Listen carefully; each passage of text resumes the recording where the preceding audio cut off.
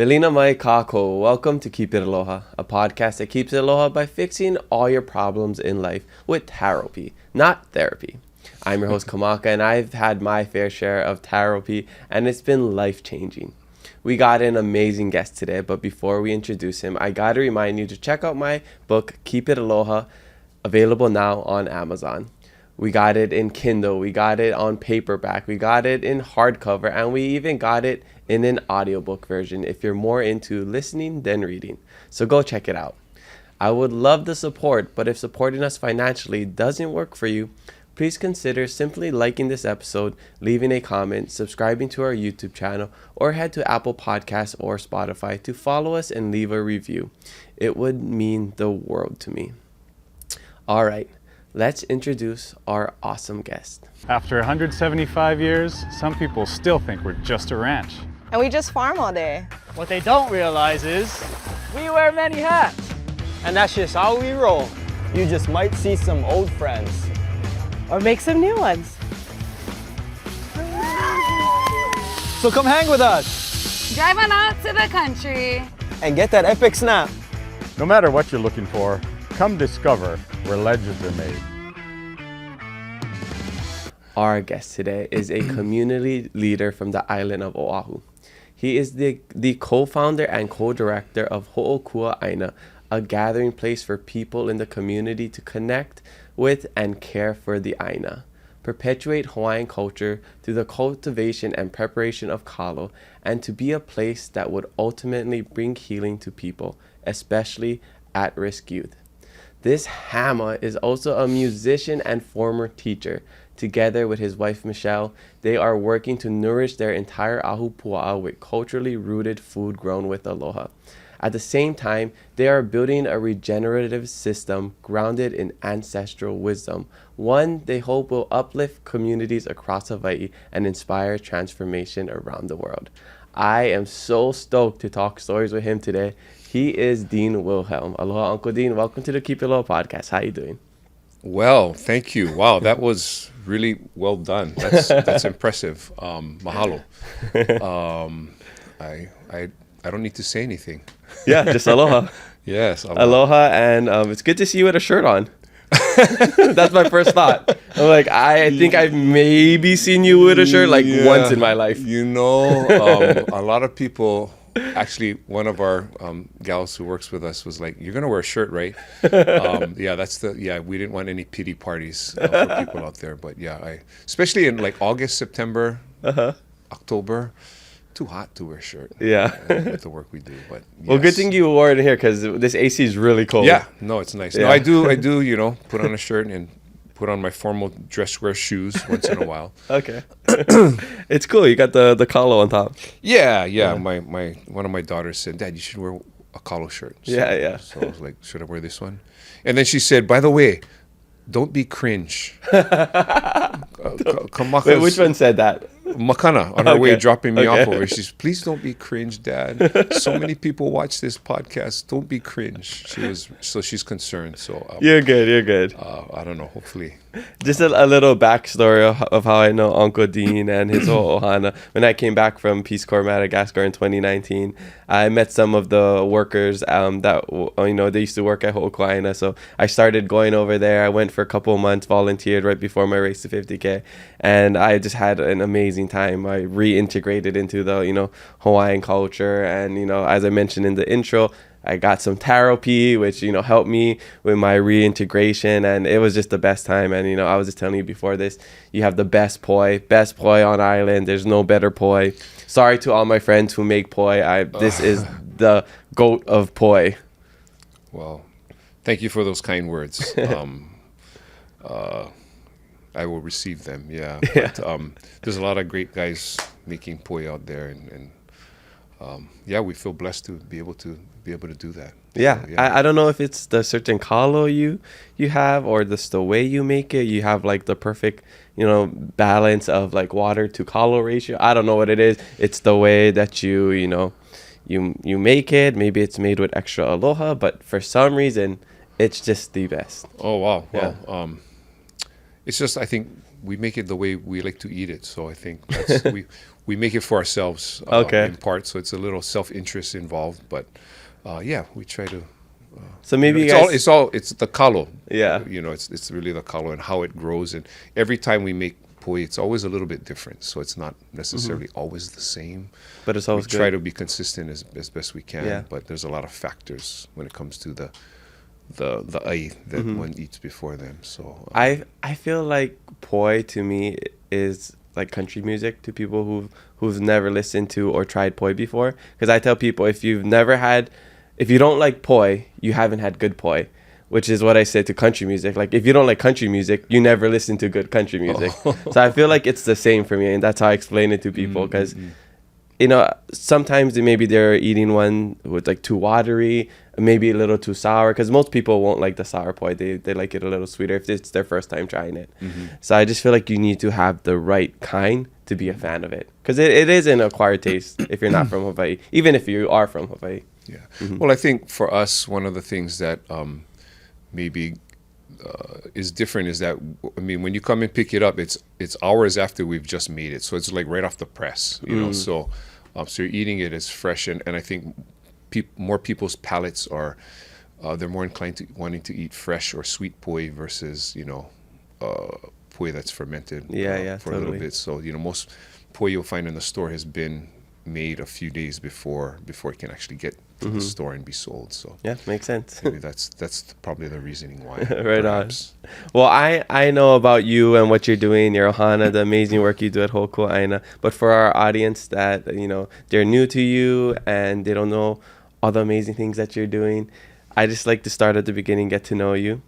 Where are you from? Where you grad? And what was it like growing up? Where I'm from and where I Yeah. grad.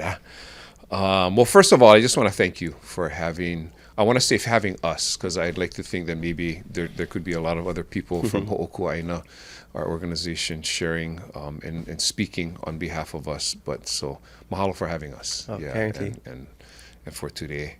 And just, so proud of you, bro.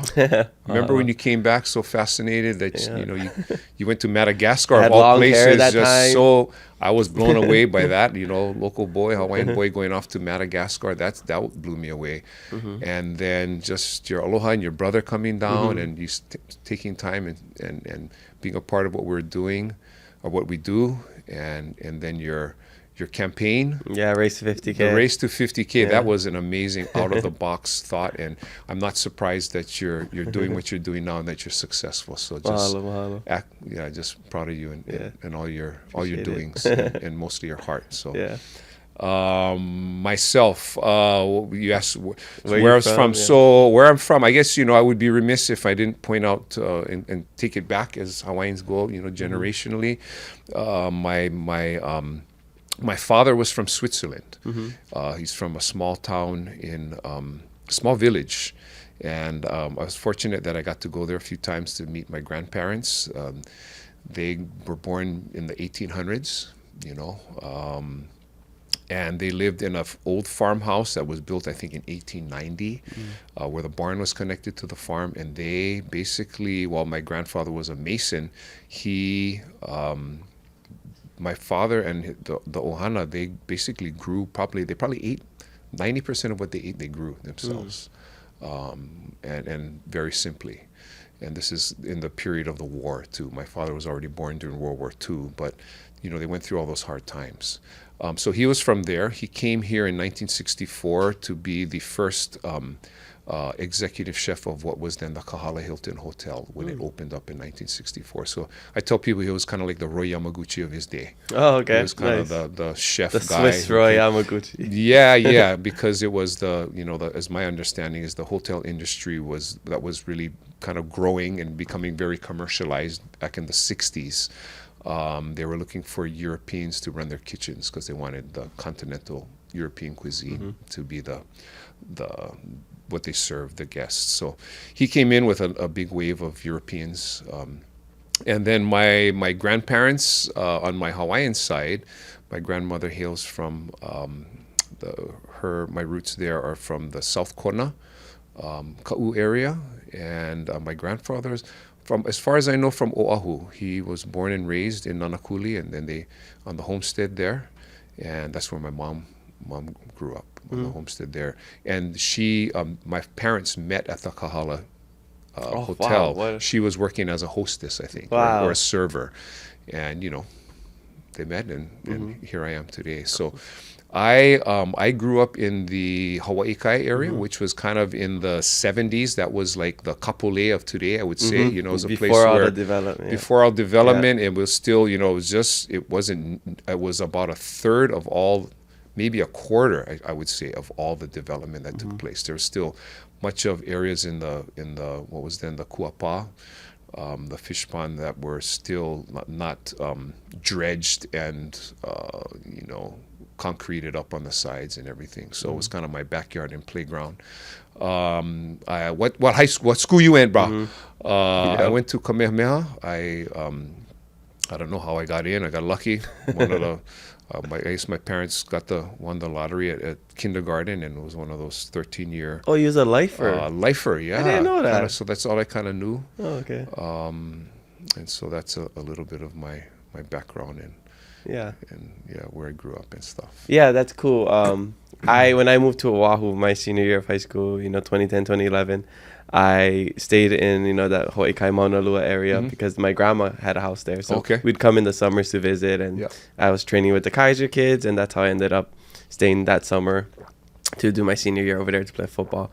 But they got a house in like the 70s or something like that, right around the time before it was what it's known now, where it's like, oh, Hawaii Kai, all fancy, but there's some old houses there, like some generations of ohana that have been there that are still there, where their grandparents went to school over there, then their father and mothers, and then I went to school with the kids, and now their grandkids are gonna go to the same school. So it's pretty cool how it is.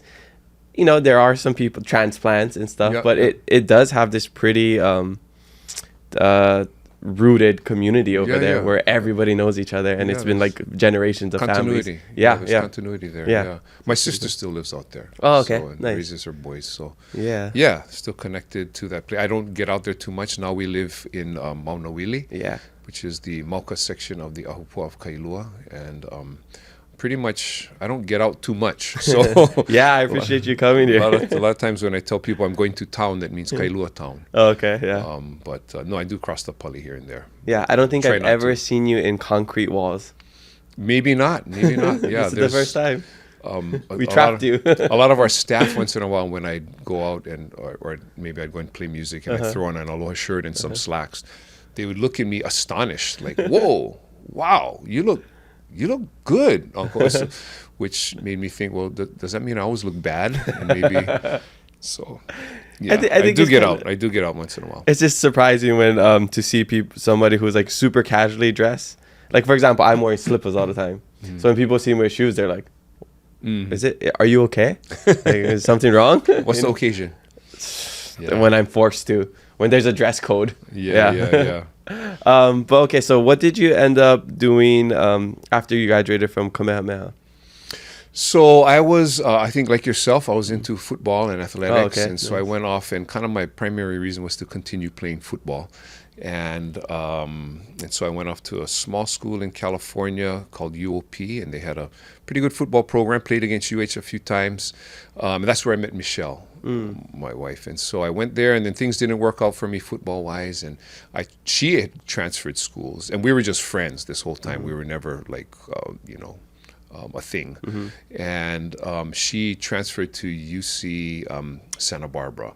And I was in Stockton, California, which, if you're not familiar with Stockton, California, is not the nicest place when you think of I mean, there's a lot of beauty in California, not in Stockton. And I went and visited her down in Santa Barbara, and I'm like, I'm changing schools. I'm going to go to school over here. So I transferred over there, was able to play football a little bit there. I just but finished school and graduated from UC Santa Barbara. Okay. After that, I'll just continue on. Growing up, I guess I had only really known my Hawaiian family, and going to Kamehameha schools, I guess I was, kind of rah-rah wanting to grow. I grew up, I'm a product of the Hawaiian Renaissance of the 70s. And so that was, I identify as Hawaiian and such, even though my grandfather, my Hawaiian grandfather, referred to me as my holy grandson. It was his term of endearment for me because I know I was the punahele of the grandkids. But, the favorite. Yeah, so... but it was only in college when I realized, I should really learn about the other side of me and become more in touch with that. And also as a means to, I think, become more in touch and understand my dad a little more. So I took German as my language requirement in school. And then my plans were after college, I went and I lived in Europe for 2 years. I lived in Switzerland for a year and in Germany for a year, specifically to learn the German language. So I could communicate with my family up there and be the link once my parents were gone to that side of me. And I like to think I was pretty successful in that. Interestingly enough, it was when I was living in Europe that I became passionate about Olelo Kanaka and the importance of restoring our language. I'm still very much in process of learning. I'm not there. I'm ashamed to say I can speak German, pretty well conversationally. I can actually speak a little Italian because I lived in the Italian part of Switzerland for a bit, and Hawaiian is kind of the third for me. So, but I'm taking some efforts to continue to grow and become more conversational with Hawaiian. So, but yeah, that was kind of a foreign thing. When I went to Kamehameha, actually taking Hawaiian was frowned upon. They dissuaded us. It was like, take Japanese so you can be a part of the tourism industry. Or if you're going to go to the mainland, especially in school in California, make sure you take Spanish. So I took 2 years of Japanese at Kamehameha, 2 years of Spanish. I mean, can fudge a few words and phrases here and there, but so it's good to see that we're on a different path. Anyway, that was a long intro as to no, me keep and a little going, bit keep of going, my keep going. background. So, I don't know these stories about you, so I'm super interested. yeah, so that's just a little bit of me outside of, I think people, maybe you and others like staff of ours or people see me as just having grown up in the lo'i, which is by no means the case. Yeah, so it's cool because I can see why we get along, and I loved being around the lo'i, or just Hookua Aina and all the workers, because when you're around like-minded people who have similar experiences, you connect with them a little bit more. So, I had no idea you had all this travel, this time abroad, you even lived outside of Hawaii going to college, and then, was interested in learning other cultures. And then when you were gone, you got more interested in the Hawaiian language and the culture. That's just like me. It wasn't until I went to Spain studying abroad, leaving Hawaii for the first time, that's when I was like, wow, I am really blessed that I live here.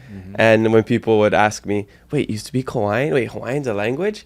And I would tell them, oh yeah, I guess that's pretty rare, meeting somebody that is from Hawaii that speaks Hawaiian. And it wasn't until then it like clicked in my mind. I was thinking, wow, I am so blessed that I can do this. And even though I was in the Hawaiian immersion program, it still wasn't praised back then. It was the in the 90s, early 2000s. It wasn't until, maybe probably, in my opinion, like the 2010s when it really became like cool to, exotic to, speak Hawaiian. Everybody wanted to do it. I think with social media coming out, people wanted to show off their skills and kind of flex that they could speak Hawaiian, say a few words, So, yeah, the different times, but I was so interested in learning all the other languages. I studied Spanish in college. I didn't even take Hawaiian classes. Well, I spoke Hawaiian, so I didn't want to do that in college. But I was so interested in learning about all the other cultures. And again, I still knew I was blessed to be from Hawaii, but it wasn't until I went to Madagascar and the whole Mauna Kea movement was happening, and I felt this like disconnect of me like being so involved in the Malagasy culture, the language, wanting to speak their language and learn their culture. Then I saw everybody on the mountain, and that was around the time my Peace Corps service was ending. And I came back, and I had this big ʻāina to reconnect with Hawaiian culture. And that's when I found Hookua Aina, which was, that's why I say I appreciate you guys so much. And whatever you guys need, just let me know, because it was and this isn't like a hyperbolic statement. It was probably the most important thing that helped me when I came back. Just being around that, finding community. Because when I came back, and I don't know if I really talked about this on the podcast, like I spent 3 years. My life was on hold for 3 years. I had a whole nother life in Madagascar. Yeah. Everybody, all my old friends, everybody, their life kept going. Yep. Right? Like they got, started their careers, maybe got in relationships, maybe even started a family. So me, I'm coming back as this new person. I'm not the old Kamaka that I was when I left. I'm still the same, still got the same, personality and stuff, but my worldview is different. My interests are different. So like I had a hard time hanging out with my old friends, and like they wouldn't invite me to things anymore because I was like, these are my friends in college that we hung out all the time, but they got other things going on. So that going to volunteer at Hookua Aina with my crew over there, it was like the best thing for me at the time. Seriously. Oh, that's a blessing to hear.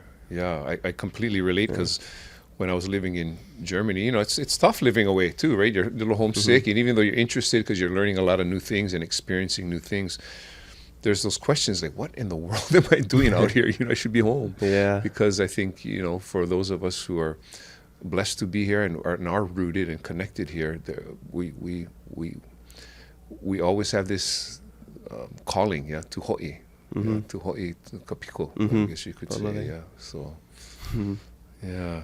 All right. So you went abroad, spent some time over there, and then what eventually brought you back? And then I guess how did you end up dating Auntie Michele? I don't even know the story about that. Yeah. So we were friends, and we kept in touch. And I would say of all my college friends, we were the only ones who kept in touch. And back then, this is like I'm really dating myself, but this is when you write letters.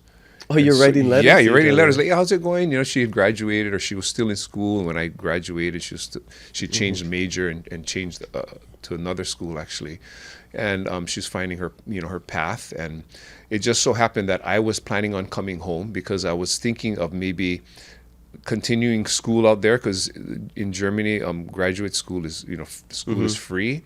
So I was thinking of maybe pursuing that, but then I'm like, if I do that, I'm here for so many more years, and then if I've got this skill set, chances are I'll be here. And I had to really come to that crossroads.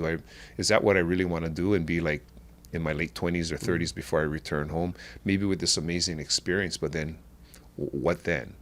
And I think Hawaii was calling me at that point. Also, my parents were they were not well physically, and so there was this desire to come home and at least be in closer proximity to them, to Kokua.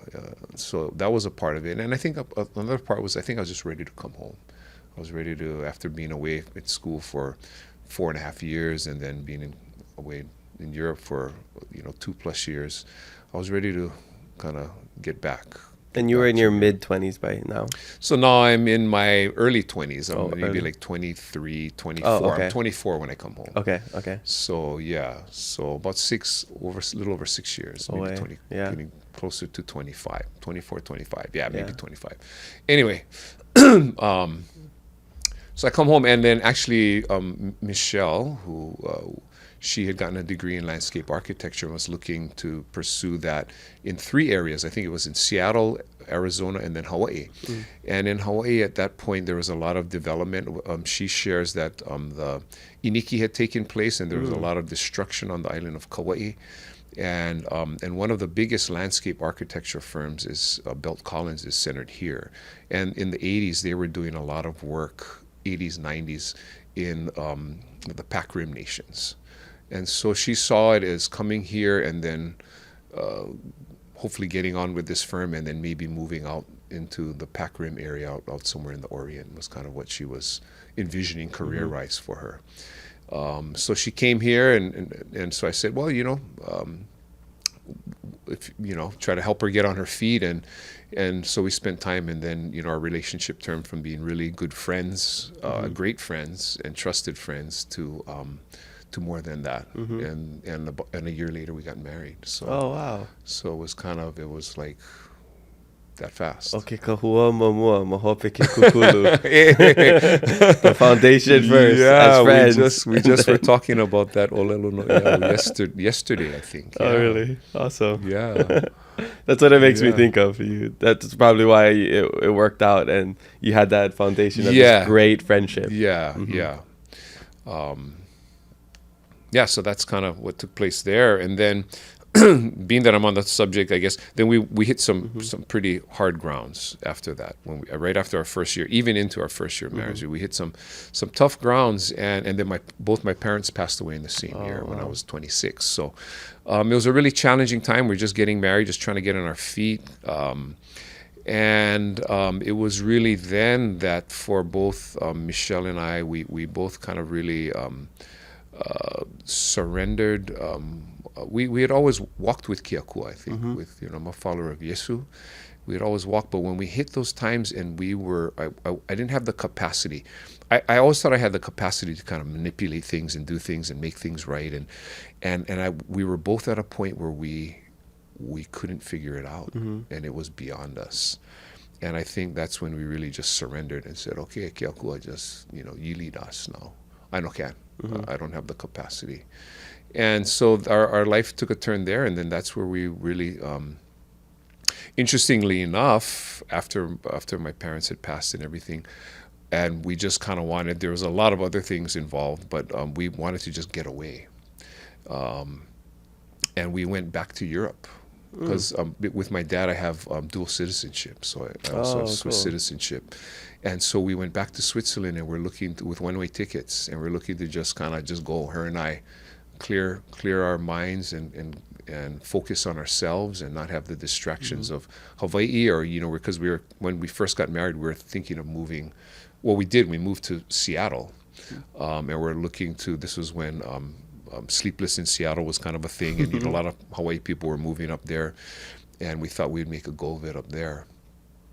We just thought, let's just get far away, outside of her family sphere and my family sphere, and life there and life here. Let's go to Europe and just work and travel and see the world a little bit together before we settle down. So we did that, and that was really foundational for us. And I think the story with us with moving toward Ho'oku'aina really began with us envisioning, because we worked at a few bed and breakfast type places, really beautiful places, and we thought, what if we were able to kind of create a space or have a space where people could really come for what you experienced, I think, in Ho'oku'aina, a regrounding, a therapy, a connection, a centering, and healing. And for us, it's Kiakua, that's our foundation, but using all of that, but using things that can bring people to a place of regrounding, healing, and goodness and wholeness from coming from brokenness. And so that was always our heart, and it started actually backpacking and riding trains through Europe when we were like 26, 27. Yeah. And so you were doing that, and you had no timeline of coming back, but you knew you wanted to come back and do this. Well, that was kind of the big dream, right? The desire that we believe Kiakua placed in our hearts, to just kind of, that would be our big picture. But then at some point at about 8 months, we just felt like, okay, time to go home and move back. And then shortly thereafter, she became hapai, and then Makana was born a year later. So then it changes, right? So then you've got these big dreams, and you think, okay, we're just going to table that, and maybe one day, once we, have kids and we raise a family, maybe we'll have some kind of like cool space, or we were thinking of a kind of a bed and breakfast type retreat center, maybe kind of looking like a place out of Sunset magazine, kind of this maybe schwanky little place, that people could really be restored. And put those dreams aside, because now you got family and this and that, and I didn't ever want to get a real job where I had to like dress up, and wear like a dress shirt and slacks every day and drive into an office. And so I was just kind of like surfing and waiting tables at night and just trying to figure it out. But it was when when Michele became hapai that I was like, okay, time for grow up now. I gotta get a real job with stability and stuff. And I really thought, what could I do to, what are my skill sets, and what would I enjoy doing, and what would be a good lifestyle that would be conducive to raising a family. While my dad had a great job, and both my mom and dad really cared for my sister and I well, he worked a lot. He was away from home a lot. He traveled a lot. And I didn't want that for my family. I wanted to be closer. And I had two uncles, two good friends of mine, Ohana friends who I went to school with at Kamehameha. They're both teachers. They're both football coaches at Kalo High School. And I thought, man, that's one good job. Because they was there every weekend. They could coach their kids. You got summers off, and so I went back to school and got my teaching credential, and then became an educator while trying to raise the kids. What were you teaching? Because I know you were a former teacher, but Yeah. So my undergrad degree is in political science, international, with an emphasis in international relations. So I've always had an interest of things abroad, and so social studies became my cool. my my qualification. But I first got to teaching at Kalaheo, teaching PE. I knew some of the coaches who were there. They hired me on to teach PE, and then I was there at Kalaheo for a few years, and that was a great experience. But I really had a heart, I think, to teach Hawaiian kids and to connect with kids coming from kind of challenging backgrounds. And many in our Hawaiian community are like that. And I've always seen myself more as a coach. Athletics I was big into athletics, and a lot of my lessons learned were through athletics. And, when people say, oh, who are the greatest teachers that you had, most memorable teachers? For me, they're all my coaches in many ways. And so I've always seen myself as kind of a mentor coach. And so I then I had a good friend who was kind of a mentor, or who is like a mentor of mine, who was teaching at Olomana School, which is a school for challenged, it's an alternative learning center school. At risk was the term used. There's a new PC term, and I don't know what the latest one is today, but, kids coming from challenging situations. And so I started teaching there, and I taught there for 11 years. I was at Olomana School. And Olomana School also services the Hawaii Youth Correctional Facility, which is our state juvenile prison. And Olomana services that school. So my last 5 years there, I taught the incarcerated boys at Olomana. Yeah. And then I guess that kind of makes sense with your connection to trying to hire or work with a lot of, I don't know what the PC term is, but the at-risk youth at Hookua. Yeah, 'cause you have a heart for. So that was the heart. So the story goes. We'll continue the story. Yeah. So the origins are my wife and I have this heart to want to have this like healing place or place of restoration and all of that, and that's something that was placed in us, when we were in Europe, traveling, riding trains and stuff, and so I'm teaching at Olomana. So we're able, fortunately, because of my parents and I had an inheritance, we were able to purchase a home in Olomana, which is like literally 2 minutes. I'd get in my car and 2 minutes later I'd get out of my car at school. So it's a perfect location, just cannot beat it. And we're raising our family. And now we've got like 2 kids. We've got Mahi and Makana. And trying to do the family thing, and we've got a little garden at home, and we started planting all kind of different stuff, and then I started planting kalo.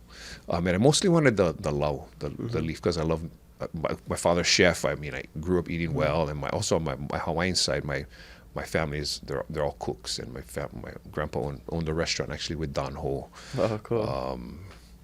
The Chart House, which is now Haliva Joe's in Kaneohe.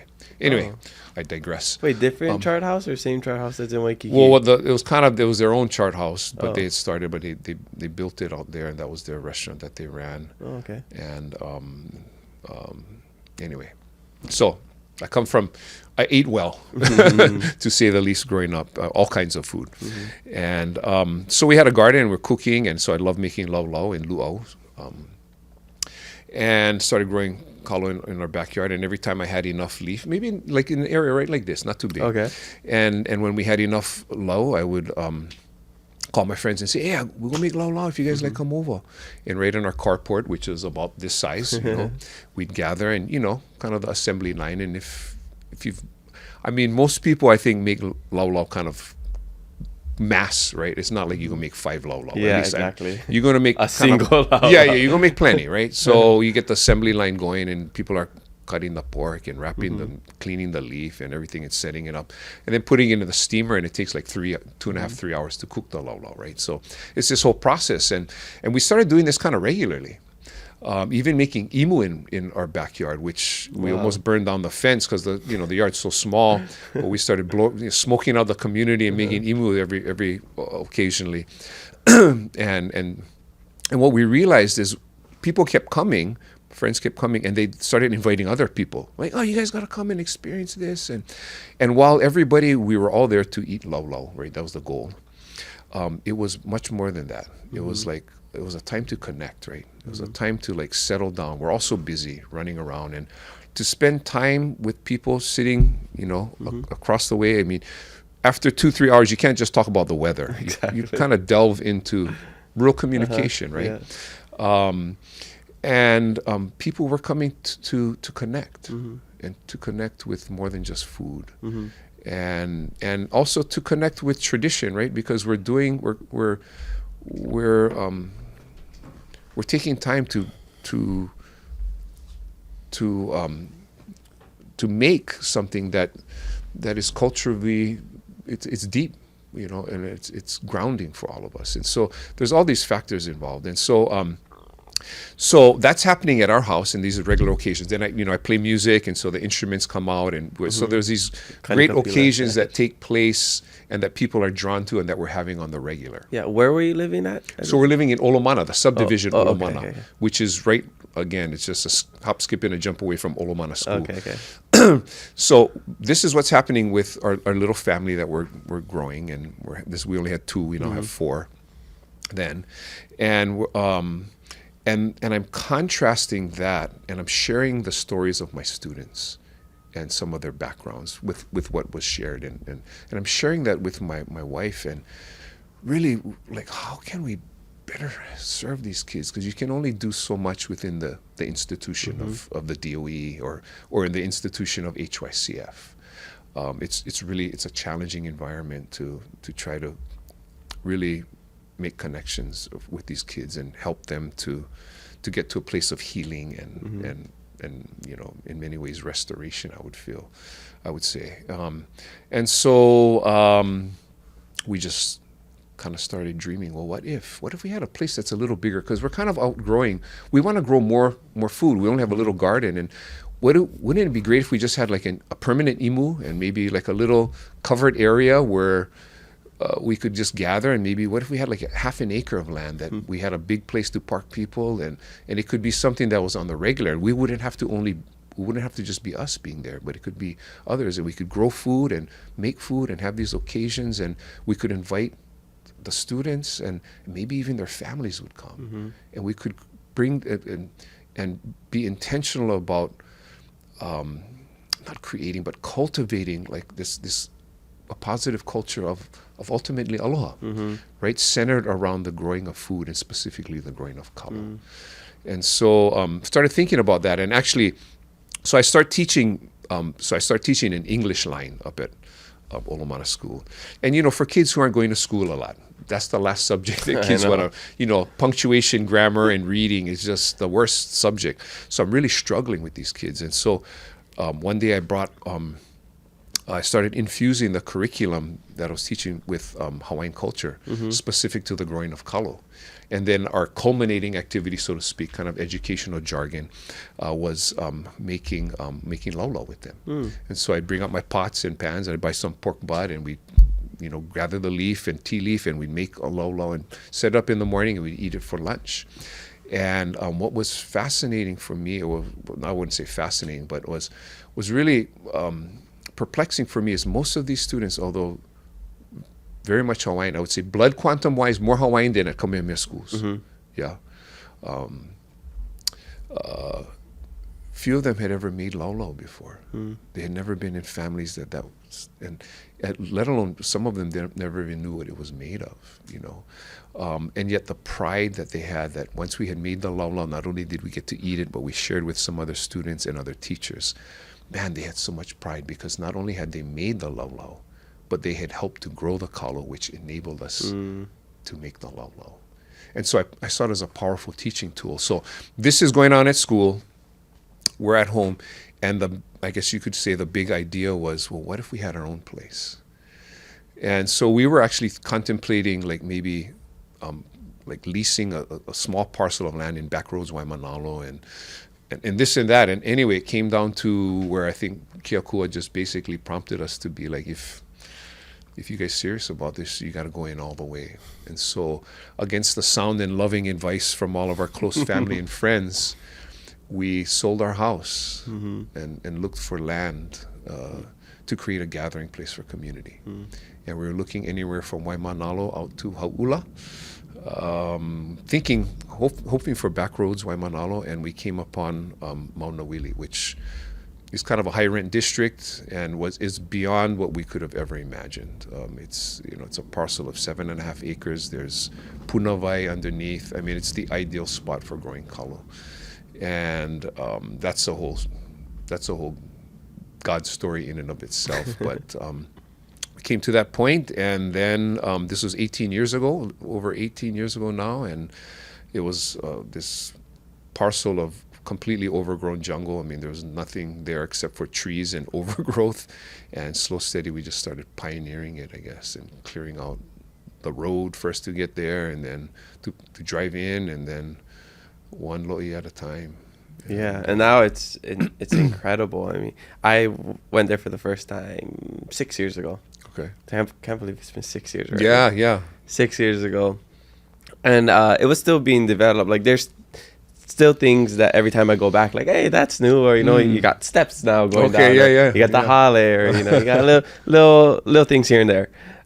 But seeing the pictures from before any of that, oh my gosh, it's crazy just to see all the trees and the weeds, like the bushes, and what it looks like today. That's mind blowing to see the before and after. And people can go on YouTube or maybe just on the Hookua Instagram, and I think there's old videos or even just pictures of this, and it's trippy. Yeah, it is. I don't. It is. I don't often think about that now today, but it is really kind of trippy, I guess you could say, to see that. Yeah. I mean, because you guys did, like, hire contractors, or you had these big companies or help with all. It was just boots on the ground. It was, and we make no bones about it. It was a community driven effort. There were so many, thousands upon thousands of people who came in and helped us on all fronts, not simply just the clearing of the land and the weed whacking and chainsawing and all of that. 3 years after that, then we, it's like, how do you make a go of this, right? I mean, how can I make this? Because at one point when we sold our house, we moved into a church and we're caretaking a church. That was so that we wouldn't spend the money we had made off the house on rent. So I'm working as a teacher. I was playing music like 3 nights a week at least. We're caretaking a church, which I was basically, my wife and I, we were the janitors, cleaning the bathrooms and cleaning, preparing the parsonage for Sunday service. It was at an Episcopal church, and they had all kind of groups that were using the facilities during the week. I mean, it was a job. And then now we have the land. And so it was kind of like, now I'm trying to weed whack on like Saturday, before I got to go back to the church and clean up for the Sunday service. And we were really stretched, and thinking back about all that work and effort, we couldn't have done it without the help of others. And I would say specifically the major angel that dropped in on us was Uncle Earl Kava. Yeah, shout out Uncle Earl. And just he's still, like, consider him ohana to us, and a mentor to me and our family in so many ways, Ike Hawaii, and he just I mean, he's a beast when he works.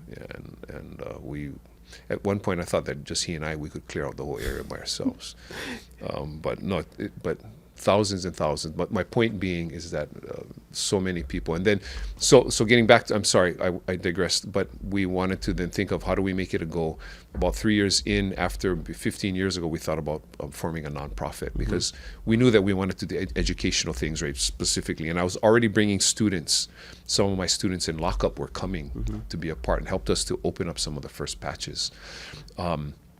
And so we formed the nonprofit, and then we've gotten so much help with how to do a nonprofit. So many amazing people have come in and helped us to learn how and to grow in that. So on all fronts, and then you get funding sources and people. So it's a collective effort.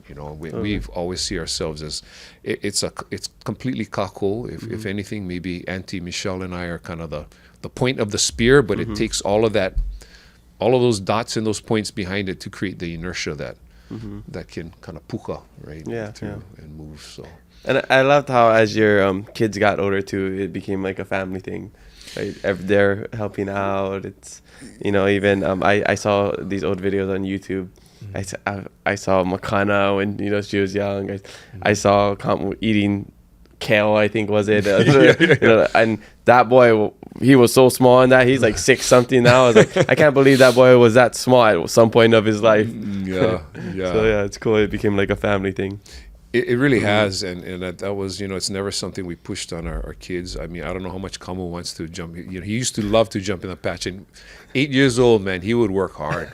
I could rely, that he hasn't been so interested of late, but he gotta protect himself. It's a hazard. Yeah, I tell everybody he was really rugged until he started playing football. Yeah, he was real rugged. How ironic, yeah. But yeah, we have 2 of our daughters are now working in the organization, and would have. Again, nothing we had encouraged or forced upon them, and we just feel so very blessed. Yeah, and I mean, you all live over there, and yes, the coolest thing, at least for me, is I love tree houses. Yeah, and they basically live in a tree house, and it's like the coolest thing ever. Yeah, that's. What was the idea for that? Oh, it was just going to be for our kids. It was going to be kind of like a playhouse, and but it's a big tree, so I guess we were at some point able to say, what the heck, we're kids too. So it's not something I talk about, because when you tell people you live in a treehouse, people look at you oddly. That's like, not me. That's the coolest thing ever. And I think it was my wife and a friend of ours who helped build it. And he grew up in Puna off the grid and kind of rugged like that. I think they, with her plans of landscape architecture design, these are kind of, dreams. I think they were scheming and bamboozling me, because my whole mindset was, I'm not a hippie, nothing against hippies, but I'm not a hippie who's going to live in one tree house. And here we are living in a tree house. Yeah. Okay. But to be fair, it's not like a kid tree house, playhouse. Like, it's a full functioning, multiple setup, kitchen, bedrooms, everything kind of tree house. It's awesome. It's worked for us. Yeah, we made it work. So. If I had something like that, my dream would be have like say I was like at the top of the treehouse, below would be like a little ball or foam pit, so I could get up in the morning and just like fall right into the foam pit, and then climb out, and that's how I would start my day. Oh yeah. So just some suggestions if you're ever thinking of adding on, maybe a foam pit at the bottom. Yeah, I'm just hoping to have it just continue to last. Once Kamo gets out of the house, then I'll feel like I did my job now. I'll rent it. Yeah, we'll figure it out. One thing that we didn't talk too much about is how all of your kids, I guess almost all of your kids, they went to, or I guess all of your kids went to like a Hawaiian immersion kind of program. I know Kam was at Punahou right now. Yes, he was. He was though. But he started. He was in Kaipuni as well. Yeah. Okay. Yeah. What was the decision on that? Well, I think I alluded to it, that it was kind of in Europe, right? When I was out there as a young 20-something, I was like, gosh, like we've been bamboozled in Hawaii to thinking that if if you learn Hawaiian, then your English isn't going to be as strong. Where I saw firsthand, and I have many people who are met, they speak 3 languages, learn them all at the same time. And my dad was like that. My dad knew 5 languages and spoke 5 languages. And so, but it was really clear, like, wow, this is like, something's wrong. And so, so wanting to see, wanting that first personally for myself, but wanting to see Olelo restored. And interestingly enough, though, when we had our kids, and Makana was our oldest, so this is like over 20 some odd years ago, I kind of deferred to Michele as to the educational path we're going to go down. And she was adamant about our kids learning the language of Hawaii, of their place and their heritage. And she was the big proponent. So, this blonde-haired, blue-eyed gal was really the impetus behind sending our kids to Kaiapuni. And I was in complete support of it, but I wasn't the main factor in that. It was really her. And because even for myself, going to Kamehameha School, all my contemporaries, all my friends, and we were a little odd, to be real honest. That was odd for us to, whoa, you guys going deep, you guys going Hawaiian out kind, Like, easy there, easy there, kind of act. kind of, no, for real. Yeah. And kind of looked to, or we got those, not like anybody articulated that, but kind of got those vibes. And of all my friends, I think my close friends, I'm the only one who sent our kids through the immersion process. And for all of our kids, it was always, it wasn't like we're gonna. It had to work for them. So we assessed every year, and they didn't stay in it completely till the end, but they all got foundations in Olelo, and still pursue it at various depths. Makana, our oldest, went to Kahakaula, Hawaii island, which is really the place to learn. I mean, I don't want to. I know there's a UH, Manoa, and Kahakaula kind of the rivalry from what I've heard, but that's the place to. I'm from Hilo, so I will agree with that. Yeah, that's the place to be for Ike Hawaii. In my opinion, and so, she speaks beautiful Hawaii. So she went there, and so she obviously is the most rooted in it, and the others are we're all at different places, but still pursuing. And look to pursue that. And Makana is actually Hapai. I don't know if I'm supposed to say that. Congrats. Yeah, I don't know if she mentioned that maybe when so so it's not really, surprised though. I know that was eventually it was going to happen. So it's really the next step is to have a mo'o of our legacy. That's awesome. In this ohana of ours, Olelo, through Makana and through our hopefully ohana support. Yeah, it's cool because when I went to their wedding at the at the lo'i, I saw some of my old Hawaiian immersion classmates. Kinohi and the Maka, that group. What's their group? Komakino. Because they knew Makana at the and university. Many of them came up. Yeah, exactly. So it's cool to have, for me, a little reunion with them at the wedding in this Olelo Hawaii realm. So props to them. That was a beautiful and night. I saw recently that Maluhia States, past podcast guest, he's been, I think he's employed with you guys now, right? He is. So that's so amazing. It's a long story of how he came to be. I feel it was a Keakua thing too, and I had seen him on a few. Once in a while, I'll look on podcasts, and I've seen a few of yours, obviously, and I saw him, and I was just really impressed with his olelo and his teaching manner and his ano, and didn't know he was pili with Kailua and grew up, and and his wife is from there, etc. And long story made short, we've always wanted our place because it's a natural environment for olelo to take place, and so we see it as a part of the culture we seek to cultivate at Hookua Aina. So we've brought him on recently, maybe 4 months now, and he's doing a great job. Yeah. And we're growing, and we're seeing how we can grow our organization in Olelo and make that kind of the norm, as opposed to the exception. So It's like poi. It should be the main dish. yes, so we are Not a side endeavoring dish. in that regard, and Malu is with us, and we're very blessed to have him. be a Awesome. part, Okay. and excited. Yeah, for the yeah. future. We got to get into some exciting projects that you guys are doing now. We got social media questions as well. But before we take a shishi break, because my meter is filling up, it's getting to the top. I want to see if you can share the history of Kalo and our connection as Hawaiians to Kalo. I know it's been said before, and I've tried to explain it here on the podcast before. I've had other guys try to explain it. But out of all the volunteer days and people that I've spoken with, your version of it is always my favorite. Wow. So I've been dreaming of this day, because we talked about you coming on all the time. We wanted to do it at the Lo'i at some point, but it's hard with the weather.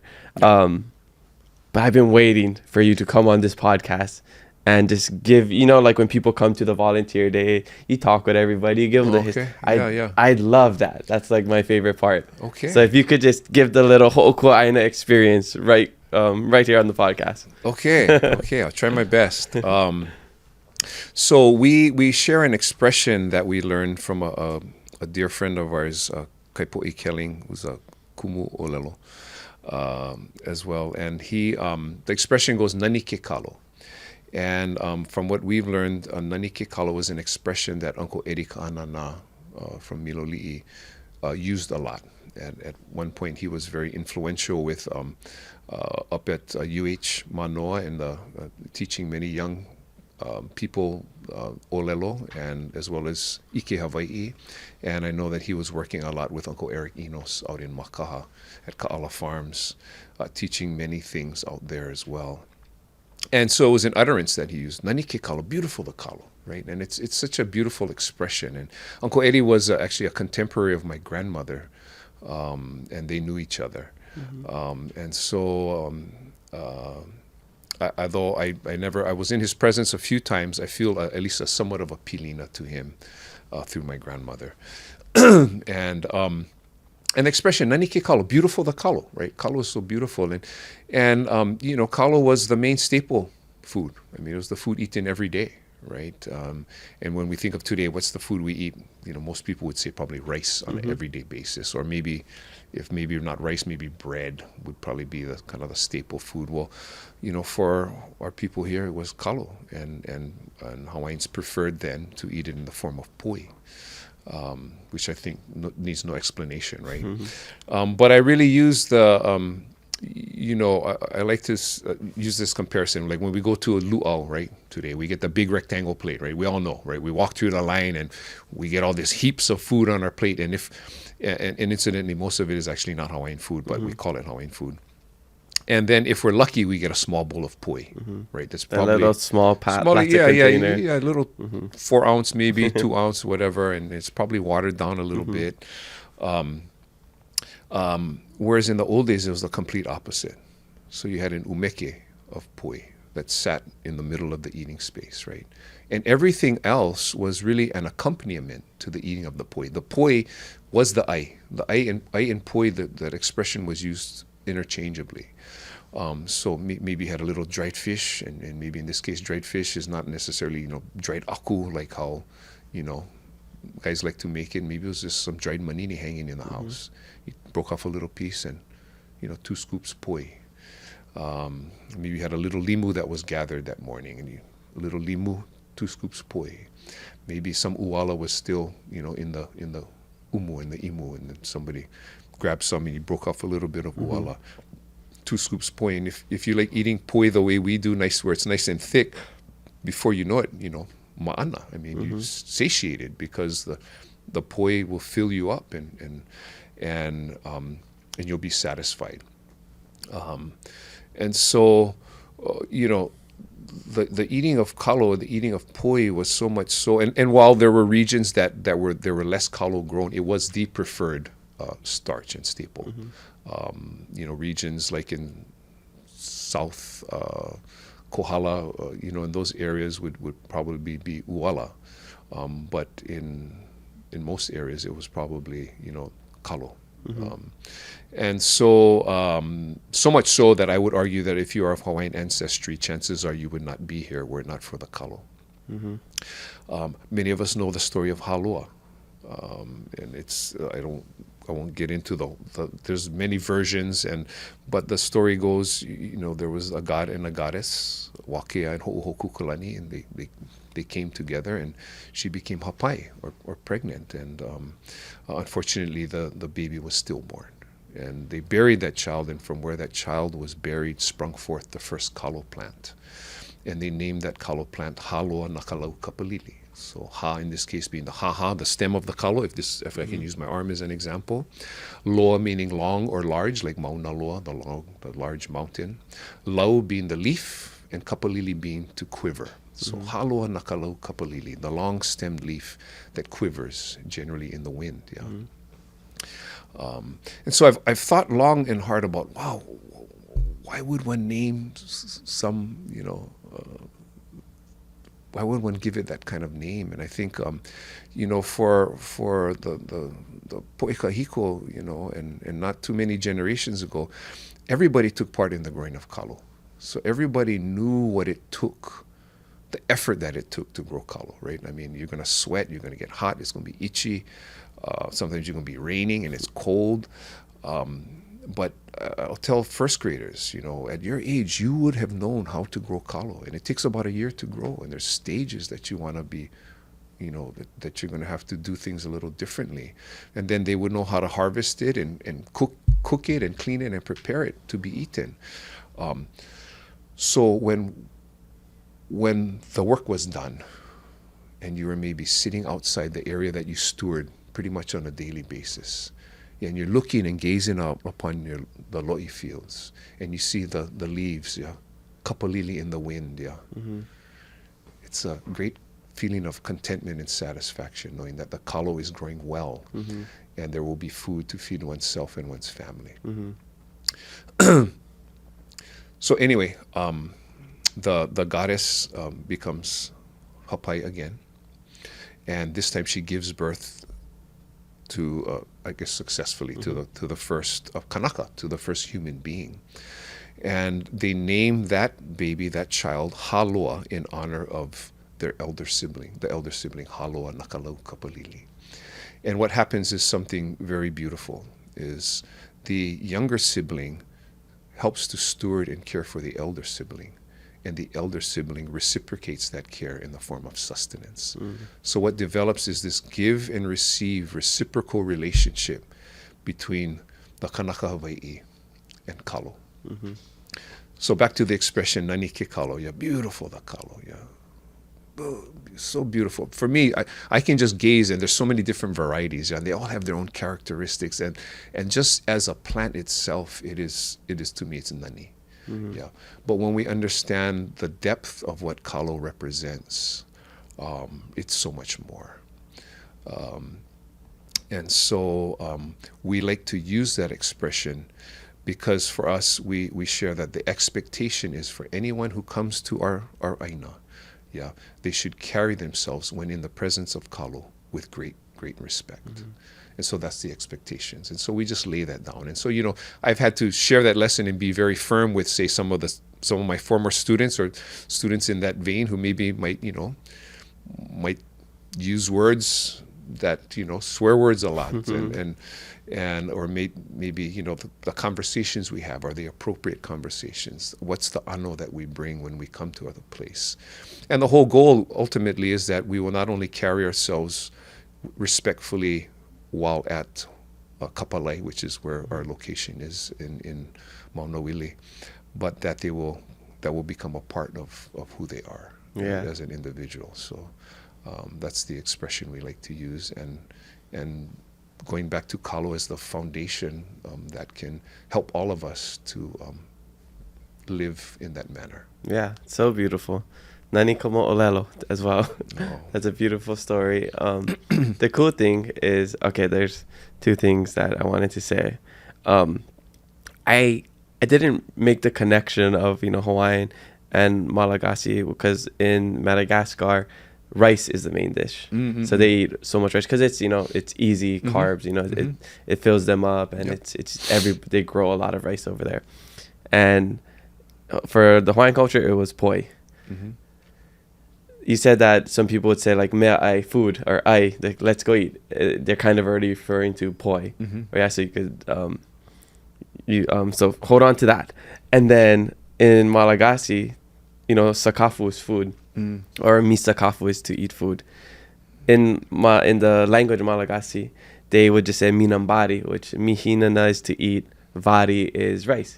So when they said let's eat, they would just say minambari. Let's eat rice. But they're just talking about food in general. because it's already implied that there is rice there.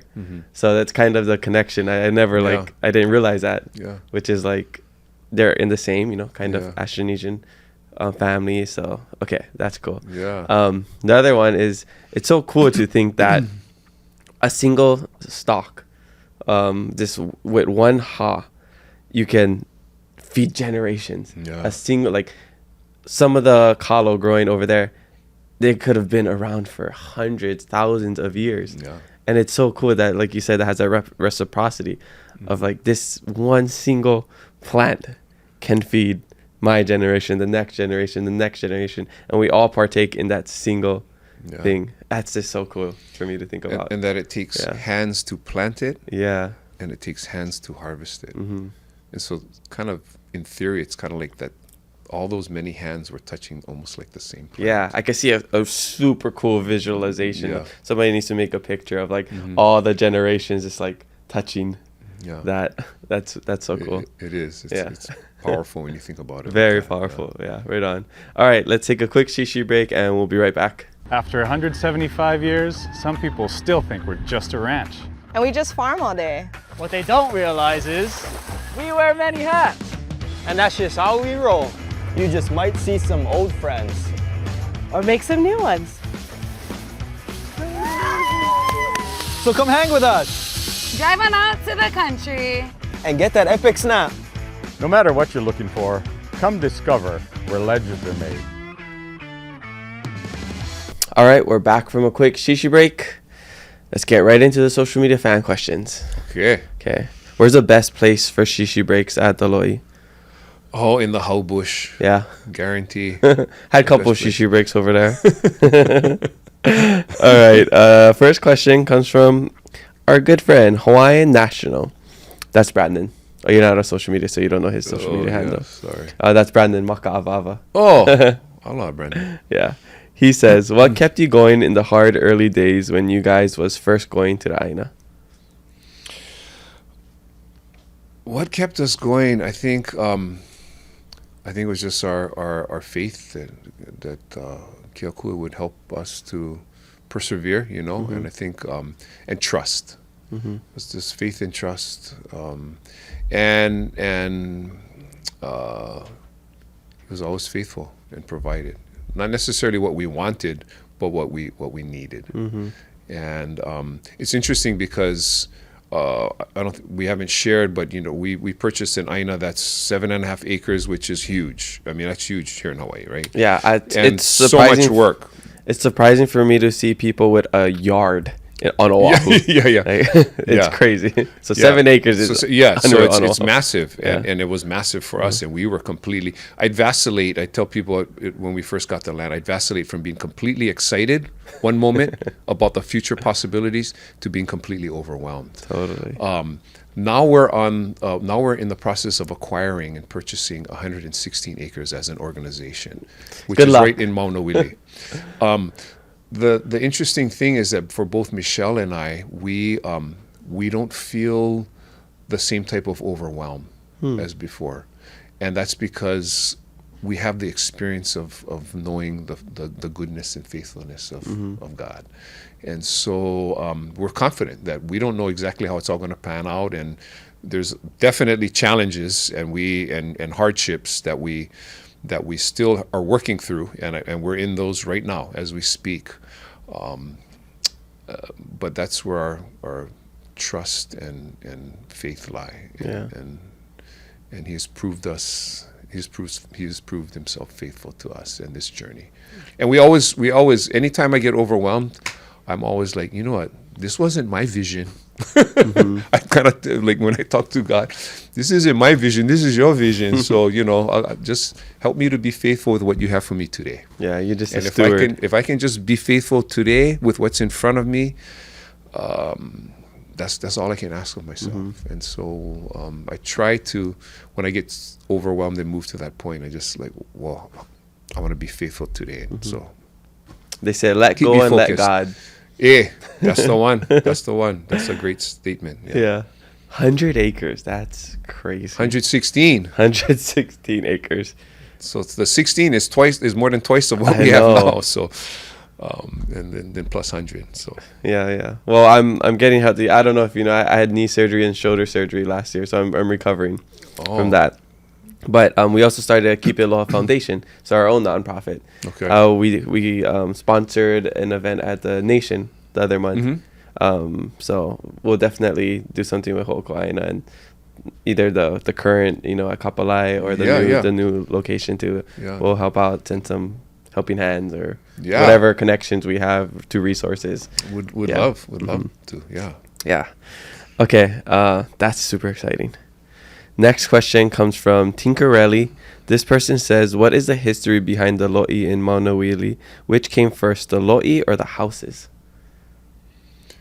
The lo'i are the houses. Well, the lo'i were there, you know, for generations. I mean, hundreds of years, definitely. If not 1,000 years, Yeah. I would say. Yeah. I mean, I feel like she I don't know, maybe. I think this person might be talking about like the space that you're at. the space we're at. We started opening up the land and started growing stuff there before we got there. What about the houses around it?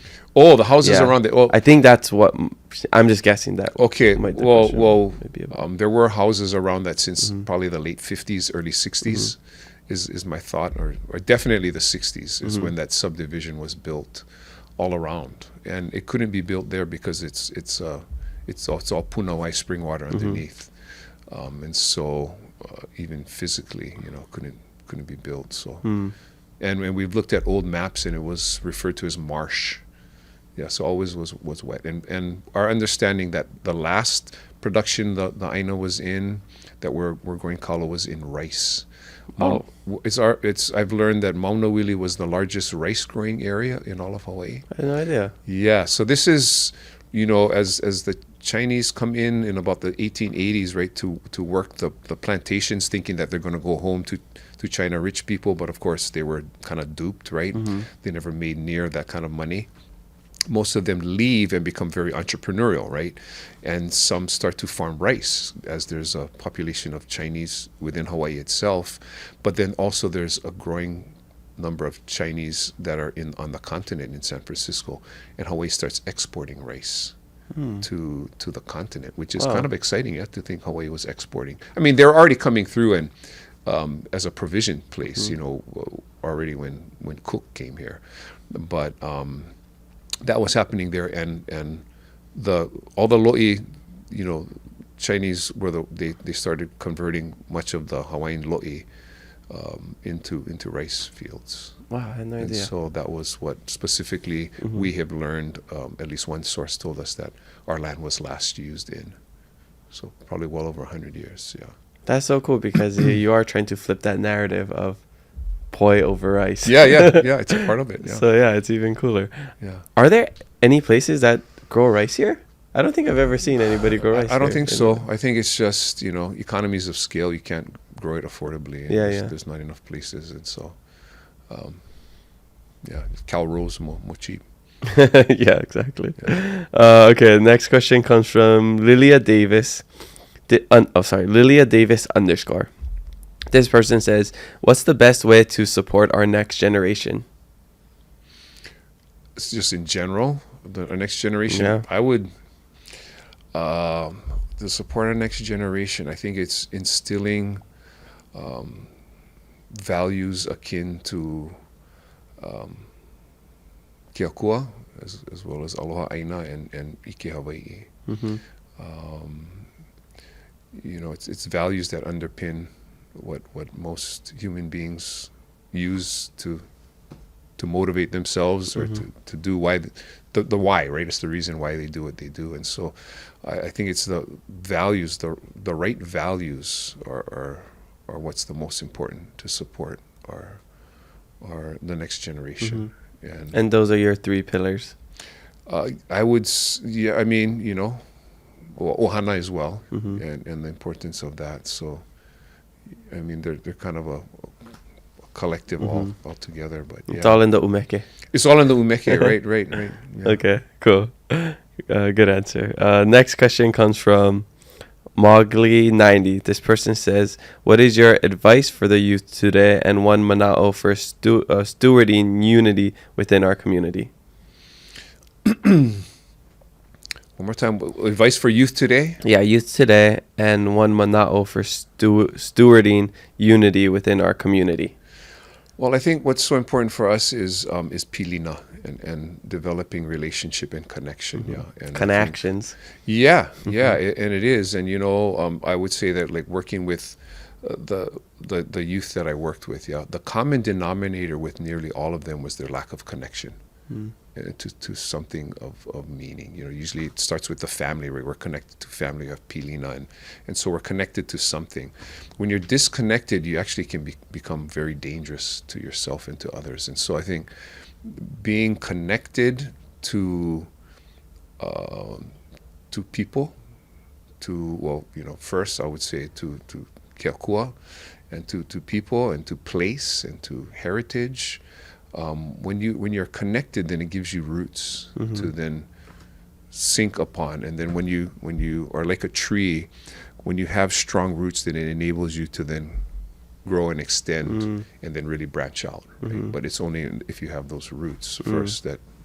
So connection and pilina. Yeah, I would just kind of. It's a very general question. Yeah, totally. The second part of that question, I didn't. One mana'o for stewarding unity within our community. I think you kind of. I think it's that when you have relationship and connection, then it stewards unity, because that's the challenge with our world today, because people are becoming more and more disconnected. Now we can have friends and not even ever enter their presence, right? And I guess now with AI, you can have even friends that are not even human, right? Yeah. Apparently, I don't know. I don't live in that world, but you can talk to AI, like have a regular conversation. Yeah. So kind of frightening how disconnected we are, and it really it dehumanizes us.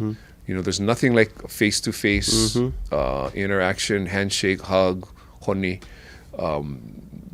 Nothing can replicate that. And so, and when you sit in the presence of another person, and you, it's then.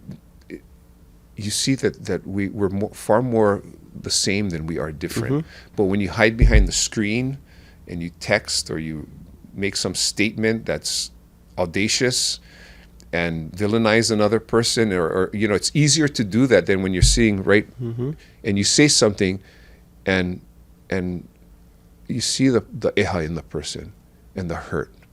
And as human beings, generally speaking, I think we care for one another. When we bring out our worst, obviously, then we're capable of doing horrendous things. But keeping that human connection is so imperative, especially for the next generation, because many of them are just living behind the screen of a phone. And that's frightening for what it bodes in the future when we become disconnected and no longer have pilina in relationship. Yeah, well said. I believe that it's easier to just misjudge and hate on somebody online than trying to understand who that person actually is. Completely. And getting to know them, maybe talking face to face like this. It's like you already write them off from the 5-second clip you see online or a post that they do, and you're like, aloha, right? I mean, we got to be in each other's proximity and presence. Exactly. That's why I love that. I don't do online podcasts. Like they ask if I can do Zoom. I only want to do it in person because there's a different energy. Totally. Yeah. Completely. The dynamic is completely different. Even for me, not speaking about the lo'i outside of the lo'i is a challenge for me already, because when you go to the place, you feel the place. It's a living place. It's a relationship you have with kapalai in our case. And I cannot speak to that. cannot drum that up. I cannot. So you need to experience it. Exactly, yeah. And it again, it connects me to my time in Madagascar, where one of my goals, amongst others, was to disconnect in order to reconnect. That's why I joined the Peace Corps, because, you know, I live half my life without social media, half my life with social media. I felt, you know, there's so much going on with the world, technology.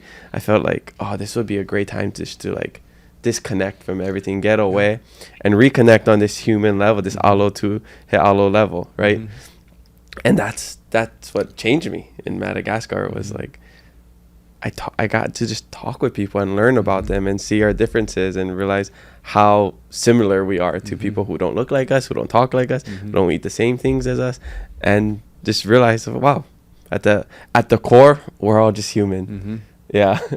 And that was the one thing that I love is, you know, always just disconnecting to reconnect. You can do that. It doesn't have to be Peace Corps. It could be going to the lo'i. It could be surfing. It could be any time where you're just not staring at this square or rectangle in your hand.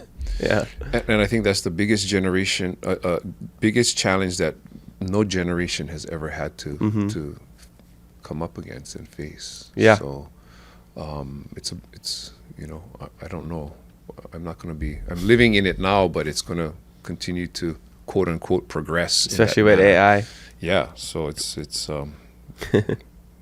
going to be more and more need for values, right? Pono values. And guys, don't forget to go outside and touch grass every now and then.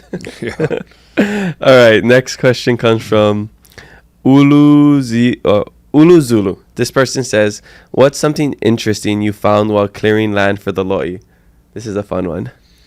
Any ancient relics or did find dinosaur bones? 2 or 3 ulumaika. Oh wow.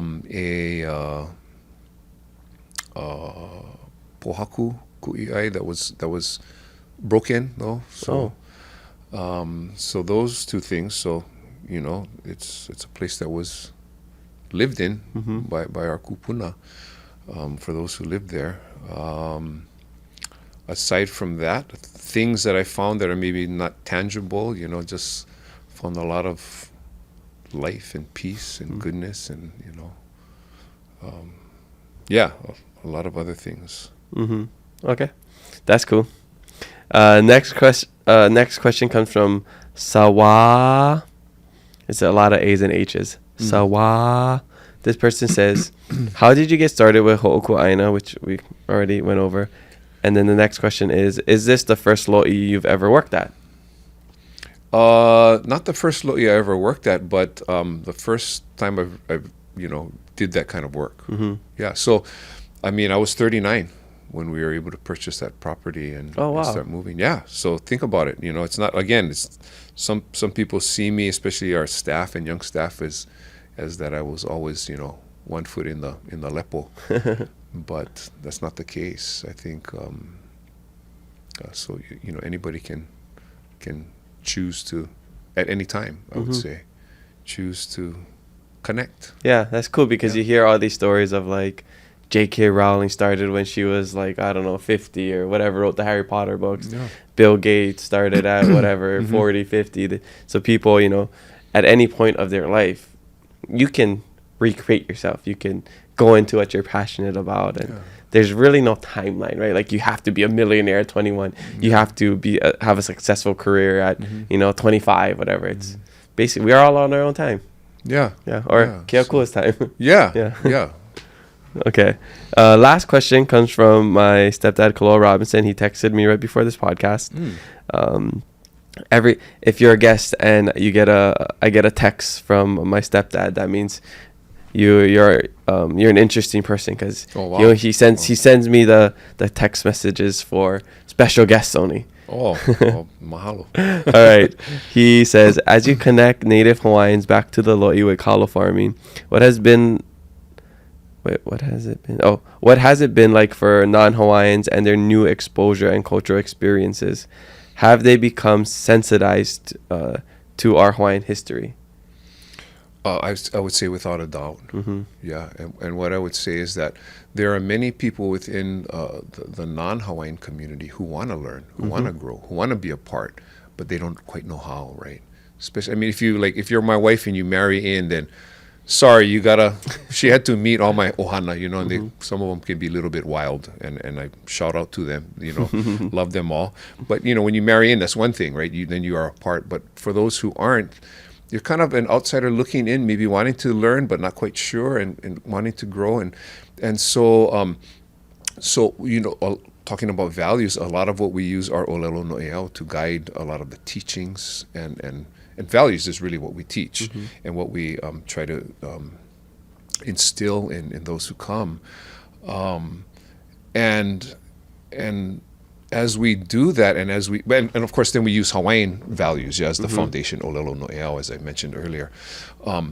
What we have found is that those who first start with, and it makes sense because we're in Hawaii, right? So I mean, if we were in Japan, then I would use Japanese values and olelo no'eau as a guiding force. But here we are in Hawaii, so it makes sense. But as people grow in this, whether Hawaiian or not, what inevitably happens, what we have noticed, is that you gain an appreciation for things Hawaiian, whether Hawaiian or not, and that those who are not Hawaiian actually start to gain perspective and an appreciation for who they are and from where they come from.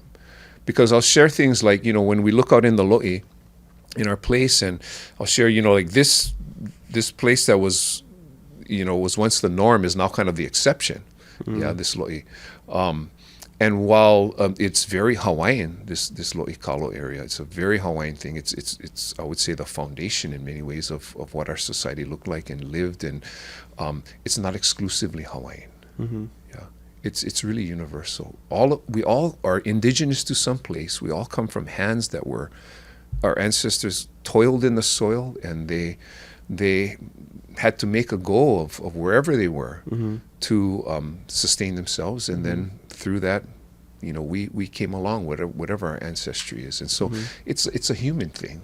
Totally. And so it's not like trying to be all Hawaiian out and make everybody, you either got to be Hawaiian out, or you kind of not, you're not with us. It's we're all just trying to be human, but we're doing so here in Hawaii in a manner that reflects the place, the people and the culture of this place. And so we honor Hawaii, but I think it's also a way that honors other places and other cultures and other ways of being as well. Yeah, it's a very inclusive thing. And one thing I remember when I go to the volunteer days, they ask you who you bringing with you today, and whether you're from Hawaii, you have genealogy over here, you have family in Switzerland or Australia or Aotearoa. I'm bringing my great grandfather, Sir Charles, whatever, of Nottingham. Like, we all crave connection, and identity. So when I go to volunteer days around Hawaii, not just Hookua, a lot of the volunteers aren't from Hawaii. Because they're also looking for that connection, whether that's through another culture or, to deepen the connection to their own self, or just kind of find their identity. And I feel like these type of grounding days and being around other people who are like-minded and wanting that as well, it accelerates that, rather than just watching some clips on social media talking about somebody connecting to their ancestor, or how to connect to yourself. How do you find identity? No, just live it. Just get outside and figure out yourself. Totally. Yeah. So I think you guys do a good job of that. Last one from my stepdad Kaloha says, is there a formal agreement to partner with the DOE for students to get credit from this living classroom to learn engineering, hydrology, biology, etc.? Not that I know of, but I'm glad he mentioned that, because for a while, and still there's still times when people come and go, oh wow, you guys got a great farm. And it's like, well, thank you, but just to share also, I never did share that we never set out to become farmers. Both my wife and I, we set out to create a gathering space for community, but it is through the efforts of Aloha Aina that all that we do is able to be cultivated. But when I look at the lo'i, I see a community center without walls. I see a classroom. I see a fitness center, where you can get in shape and work out. I see a food hub. And so there's so many aspects of what a lo'i is, and so many subject matters. I think it's, in a lot of educators, people in education think of like bringing their kids to the lo'i as being kind of an enrichment activity. Oh, we went to the lo'i and they jumped in the mud and they had a good time, and it was real Hawaiian. And it's far more than that. I believe that it is foundational, actually. That the lessons that are learned, and like the biology that can be found there, and the mathematics. Mathematics is my understanding developed in Mesopotamia because it was based on agriculture, so that they could start to make assessments and predictions as to how much the yield would be and how many people it would take to grow this many fields and to support. So all subject matter is, I believe, connected to the hana of mahi'ai. So yeah, awesome. I do want to highlight the one program that you guys do. It's the internship program, or what is it called? Yes. So it's we call it the ahupua Systems Apprenticeship Program, and we have a partnership with Windward Community College, where it's really geared for students who are coming out of our public system on the Windward side, who maybe were never thinking about pursuing formal education in the classroom, and maybe kind of last minute thought, well, maybe don't really know what I want to do, but maybe I'll go to Windward Community College. And so for those who are interested, but maybe there's barriers. Sometimes there's financial barriers, and maybe some kids who are never the greatest students think that college is too much for me. We try to encourage them to come and be a part of our program, where their we make sure their tuition gets paid for, and then they do a 2-year paid internship with us. And the goal is that they get their AA credential, and many have. And then we encourage, when they do get that, to maybe pursue your 4-year bachelor's, because you're almost you're halfway there, right? And many have done that. And so what we have found is that the program really is. It's really they become a part of a cohort. So every year and then you get to meet friends, right? Because when you're in high school, all your friends are kind of there. But now when you're out of high school, it's hard to connect up. So now you're meeting new people, and then people who gravitate toward working and doing the kind of work that we do, and experiencing that. So, and what we found is that we really become a support system for their educational journey at Windward Community College, as well as their life journey, because 18 years old, graduating from high school, is kind of your rite of passage into adulthood. And it's tough. It's not easy. And so they can do this together with others. Many of our staff, they're young people who have gone through school, are still going through school, and so they become peer mentors for a lot of these our participants in the ahupua Systems Apprenticeship Program. And it's really what we try to do is also introduce them to other Aina orgs, and so we've taken them to Kako'oiwi out in Heia, as well as Pai Pai Oheia, the fish pond, and to try to connect them with other areas in our moku, as well as ahupua, so that as people and residents of, primarily, not everybody's a resident of Ko'olau Poko, but they're connected to place, and then it's this place-based kind of education that takes place.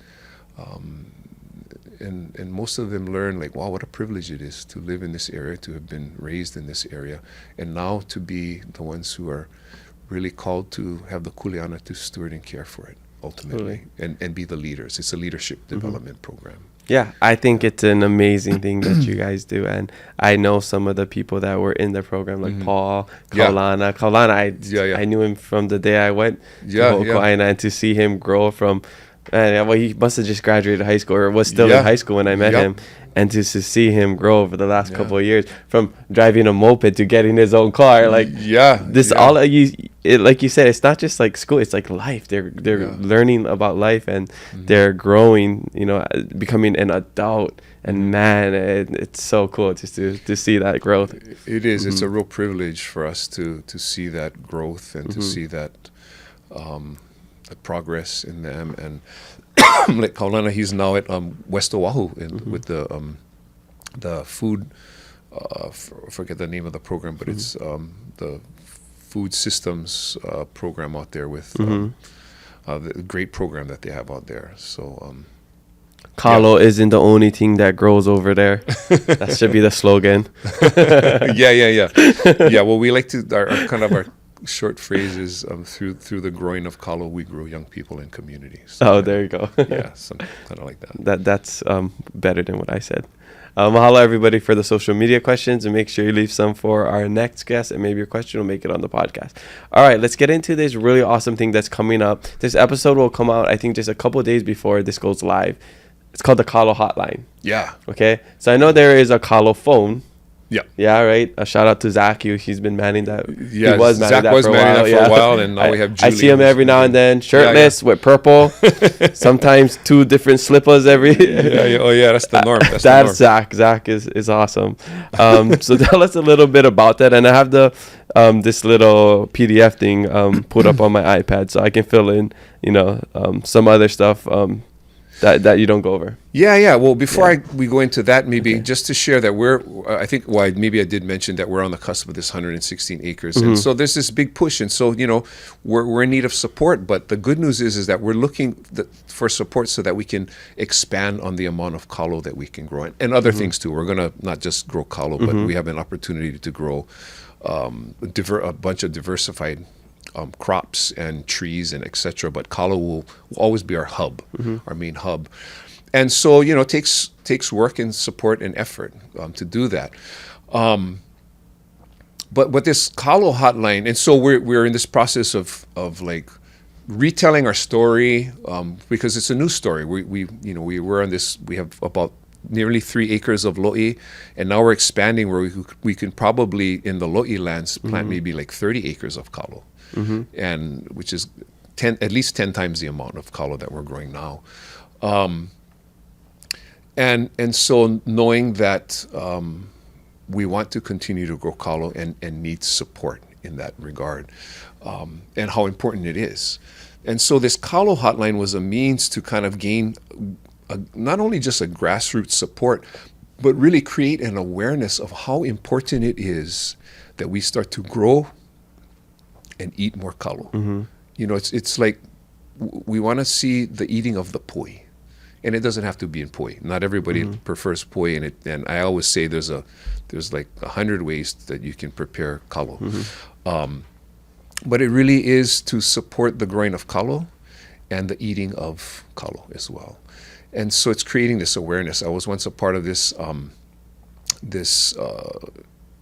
this group called the Hawaii Executive Collaborative, and it's about the person who put it together, Dwayne Kurisu, a great guy, a business leader in our community from Hilo as well. He felt it important that we really retain the values of this place as times change, right? And so it's this rediscovering of Hawaii's soul is what they've kind of termed it. And so I was invited to be a part of this talk amongst all these, like these are the who's who in business. This is like the Bishop Street crowd, right? The heads of banks and the whole 9 yards, and kind of the power players in many ways economically in Hawaii. And to share, I was with the 2 Rapun brothers and a gentleman from the Big Island and Uncle Rokava about Kalo and the importance of it as culturally, socially, and economically, how it can be a part and revived here in Hawaii as being really the foundation, I would argue, of our society that we still experience today because of it. And so I posed this thought that because there's all these business executives and few of them have ever gone into a lo'i, or even, it's very foreign, even though theoretically they want to see the support of this. And many of them are drawn because they want to retain the values of this place and understand the importance of Kalo, even though they're it's very distant and far. And trying to share that, like what I shared earlier, it's a kako thing, right? We need people with all levels of expertise. If you have the values, then you can help out in all ways. Yeah, I mean, we get the privilege of working in the lo'i, but others can help to help to support that takes place with us and elsewhere.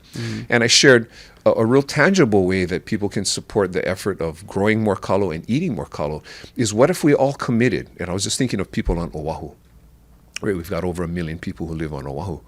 And I said, what if everybody committed to eating a half a pound of kalo a week? So just let that sit in. We eat about 7 meals a week, right? I mean, if you're I bulking, should say 21 meals a week. I screwed up my math. 21 meals a week, right? Three meals a day, roughly. What if we ate a half a pound of kalo a week in those 3 meals? You could eat like a quarter pound or maybe half pound of poi is easy for many people, but eat it in whatever form you like it.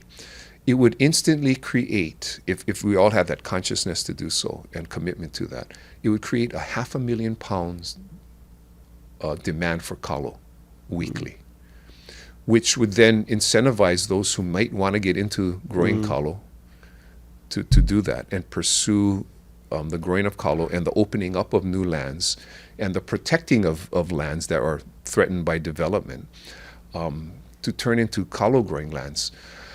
What if we all just committed to that? So this Kalo Hotline was really a means to really support the growing and the eating of kalo. And then it's a way to, specifically help us potentially, because we're looking to grow a lot more kalo so that we can provide more kalo for the community, because there's a far bigger demand than we can meet. And this isn't just about like supporting Ho'oku Aina, it's about supporting all our kalo farmers, pai Aina wide. And then like for us, we have a hui of guys on the windward side with Kako Oiwi and the Rapoons, and that we always support each other. And how can we collectively encourage all of us within Hawaii to grow and to eat more kalo? So this Kalo Hotline kind of developed as a grassroots means to create this awareness and this support, and a means that you can not only call and go online to order kalo from us specifically, but if you want to see that supported for beyond yourself, then maybe you could like pay it forward and maybe buy a bag of kalo for somebody else who, kalo's kind of an occasion food, and relative to say rice, it's quite expensive, right? I mean, we sell our kalo for $6 a pound, which we feel is very reasonable. Nonetheless, for some, it's out of budget, and it's not something that you could eat on a regular basis based on some people's economics and what they're able to provide for themselves or their family.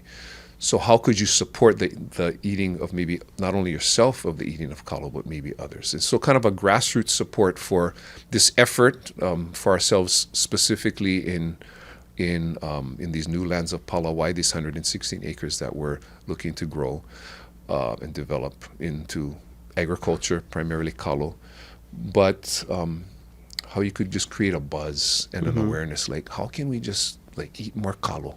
And so we came up with this. It's 1-833 eat kalo. It's not just a phone number. Yes, and so and it's an actual number. You call that number and you will get in touch with us. And so we're going to be launching this pretty soon, and it's going to be kind of the beginning point of being able to retell this, or to tell this new story of how we started, with the land that we're on now at Kapolei, but now this expansion of 116 acres and what we're going to be doing.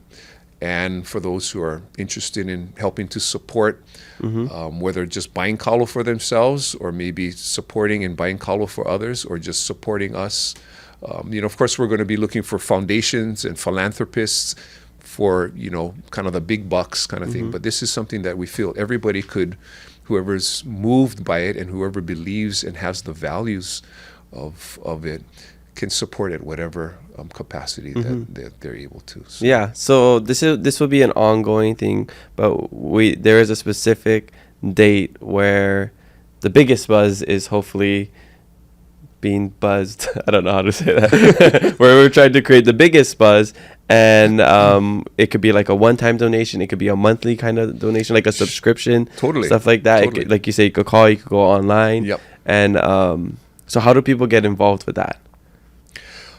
Well, I mean, it would then be calling that number.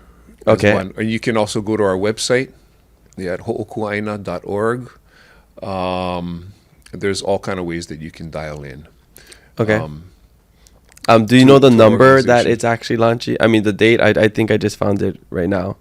Because there's a couple things that's happening that people can get involved It's going to be November November 9th. 9th, yes. Sunday, the November 9th. The caravan. It's going to be, this caravan. We're just going to kind of kickstart it up in driving around with some kalo to pass out, some poi to pass out, and some just kind of creating a buzz within the Kailua and Waimanalo area, which is, where we're located. And then following will be some other things that people can dial in on via social media. Yeah, and then November 15th is the launch date, and that's when the phone is live. Yes. Yeah. Yes. Okay, Exactly. so people can call of that. I think I'm going to be helping out with that, actually, and answering some phone calls. Yeah. So you might get me if you call in on November 15th. Yeah. You might hear, Velina Mai Kako, welcome to the Kalo Hotline. I'm your host, Kamaka Diaz. Right. So you might get me if you call in on November 15th. Yes. And or Mahie, one of my daughters, she's the one who's been heading this up and kind of creatively working with others in our organization to hopefully make it all line up. So we're still in the process of that, working hard to move and get that lined up. But really just looking to have fun. Yeah. And create a buzz and an awareness, and hopefully it will be a constant ongoing thing of let's eat more kalo. Let's support the growing of more kalo because it supports our Hawaii and our community in general. Yeah. Mahalo, eat kalo. Aye. Yeah. Aye. Hearing that for the first time when you guys plant, you go mahalo, plant kalo. Plant kalo or kanu kalo. Now, Now you guys kanu kalo, you say kanu kalo. Yeah. And Either what way. it was a double pound? Yeah. As if you're planting a huli. So mahalo, kanu kalo. Boom, boom. Yeah. Yeah. So maybe we should end every phone call like that. Mahalo, kanu kalo. Sorry, boom. Yeah. And there's a lot more specific things that you guys can learn about. Just make sure you're following Hookua Aina. Make sure you're following this podcast. Keep it low. We're going to be sharing a lot of information during the week of this all, just so you guys can get involved. You can, whether that be sharing the news with your friends and families, or financially helping out as well and getting involved in the eating of kalo and all of that. I know I'm going to be getting involved in this. It's always something that I don't know. For years, I'm saying, I'm going to eat more kalo. I'm going to eat more poi. And I just don't do it, I rarely leave this area of town. And like I said before the podcast, like, oh, man, if you guys made it here, I could eat it all the time. Like, I don't want to be going on my Costco trips and getting the Hanalei poi, because that's just, for us, the most accessible because we got to do our Costco trips, right? Sure. But if it was just more accessible to all of us here in Hawaii, right? And that's where we're lazy people. Society has made us lazy. Well, I think we want convenience. Yeah, comfort and convenience. Yeah, we're humans. That's I think a natural. Yeah, Uber Eats, fast food, we all fall into those things.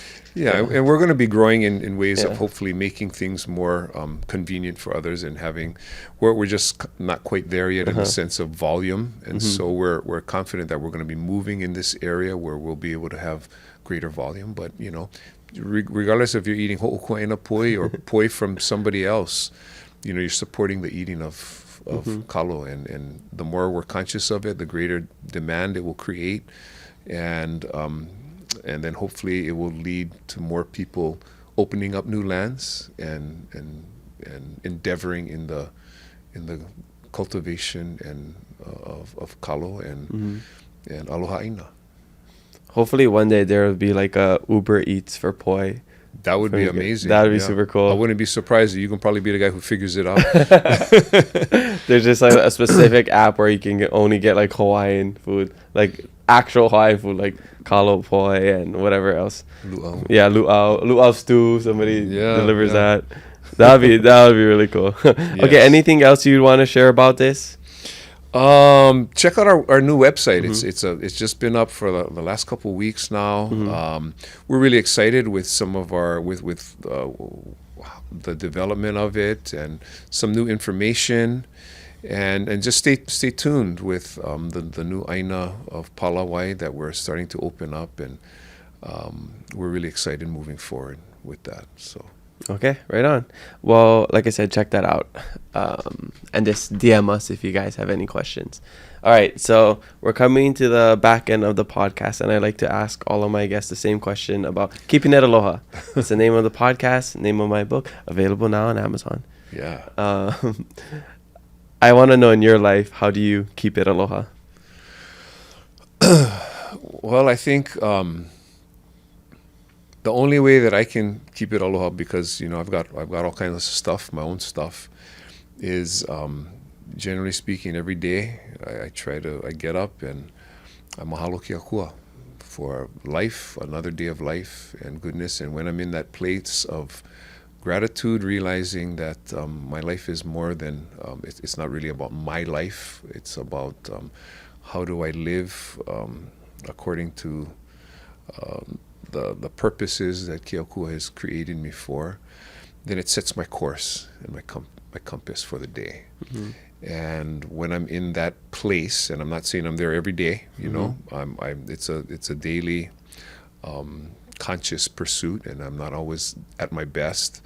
But when I do that, and I'm conscious of the blessings that I have for the life I've been given, and the purpose that I've been placed on this planet, then it naturally lends to helping me to keep it aloha, I would say.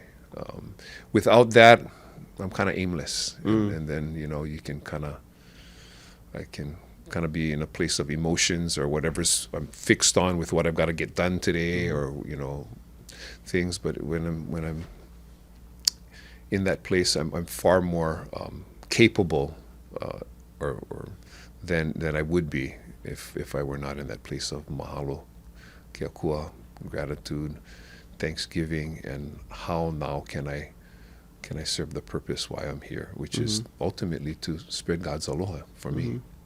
So. Awesome. Do you think getting into, well, I know you have your faith, and then you have your Aina, the Aloha Aina. Did both of those things play a part in just like your identity as a person, as a Hawaiian, and all of that? Like, how did you come into your own skin and identity? Because I feel like a lot of us were kind of struggling with that, especially in your adulthood, right? It's like, you want to be more Hawaiian, you want to be more rooted, you want to be X, Y, and Z. And it's an ongoing battle, feeling like you're Hawaiian enough, or feeling like you're good enough in your career, not just culturally, right? Yeah. But I see you as like a very good mentor and role model for a lot of the youth, and even me, and the way you lead your community, you and Auntie Michele, and even your keiki. How did you get to that point? Well, I think as I shared, was that once I kind of surrendered that and just was like, okay, I cannot do this. Lord, you give me the strength and the guidance, and I surrender it to you. So once I made that choice of that, my life's not my life really. My life is your life, and how do you want me to best live, to be blessed by you and to be a blessing to others. Once that took place, and I became an ardent follower of Yesu. Things just kind of lined up naturally, because once that took place, then I'm clear on who I am and what my identity is that I'm a son of the Most High, and that my destiny is for goodness and I would say greatness and that's the destiny for all of us. And when we walk into our role, and I would say it's less important what we do in life, but it's of utmost importance how we do it. So how do we carry ourselves on the daily? Whether you're the big CEO, corporate influencer of whatever it is, or whether you're the humble janitor like I was for 6 years. How do you go about living your life is far more important than what you do. So my identity is not found in what I do, or my ethnicity for that matter. My identity is found in my faith in Keakua.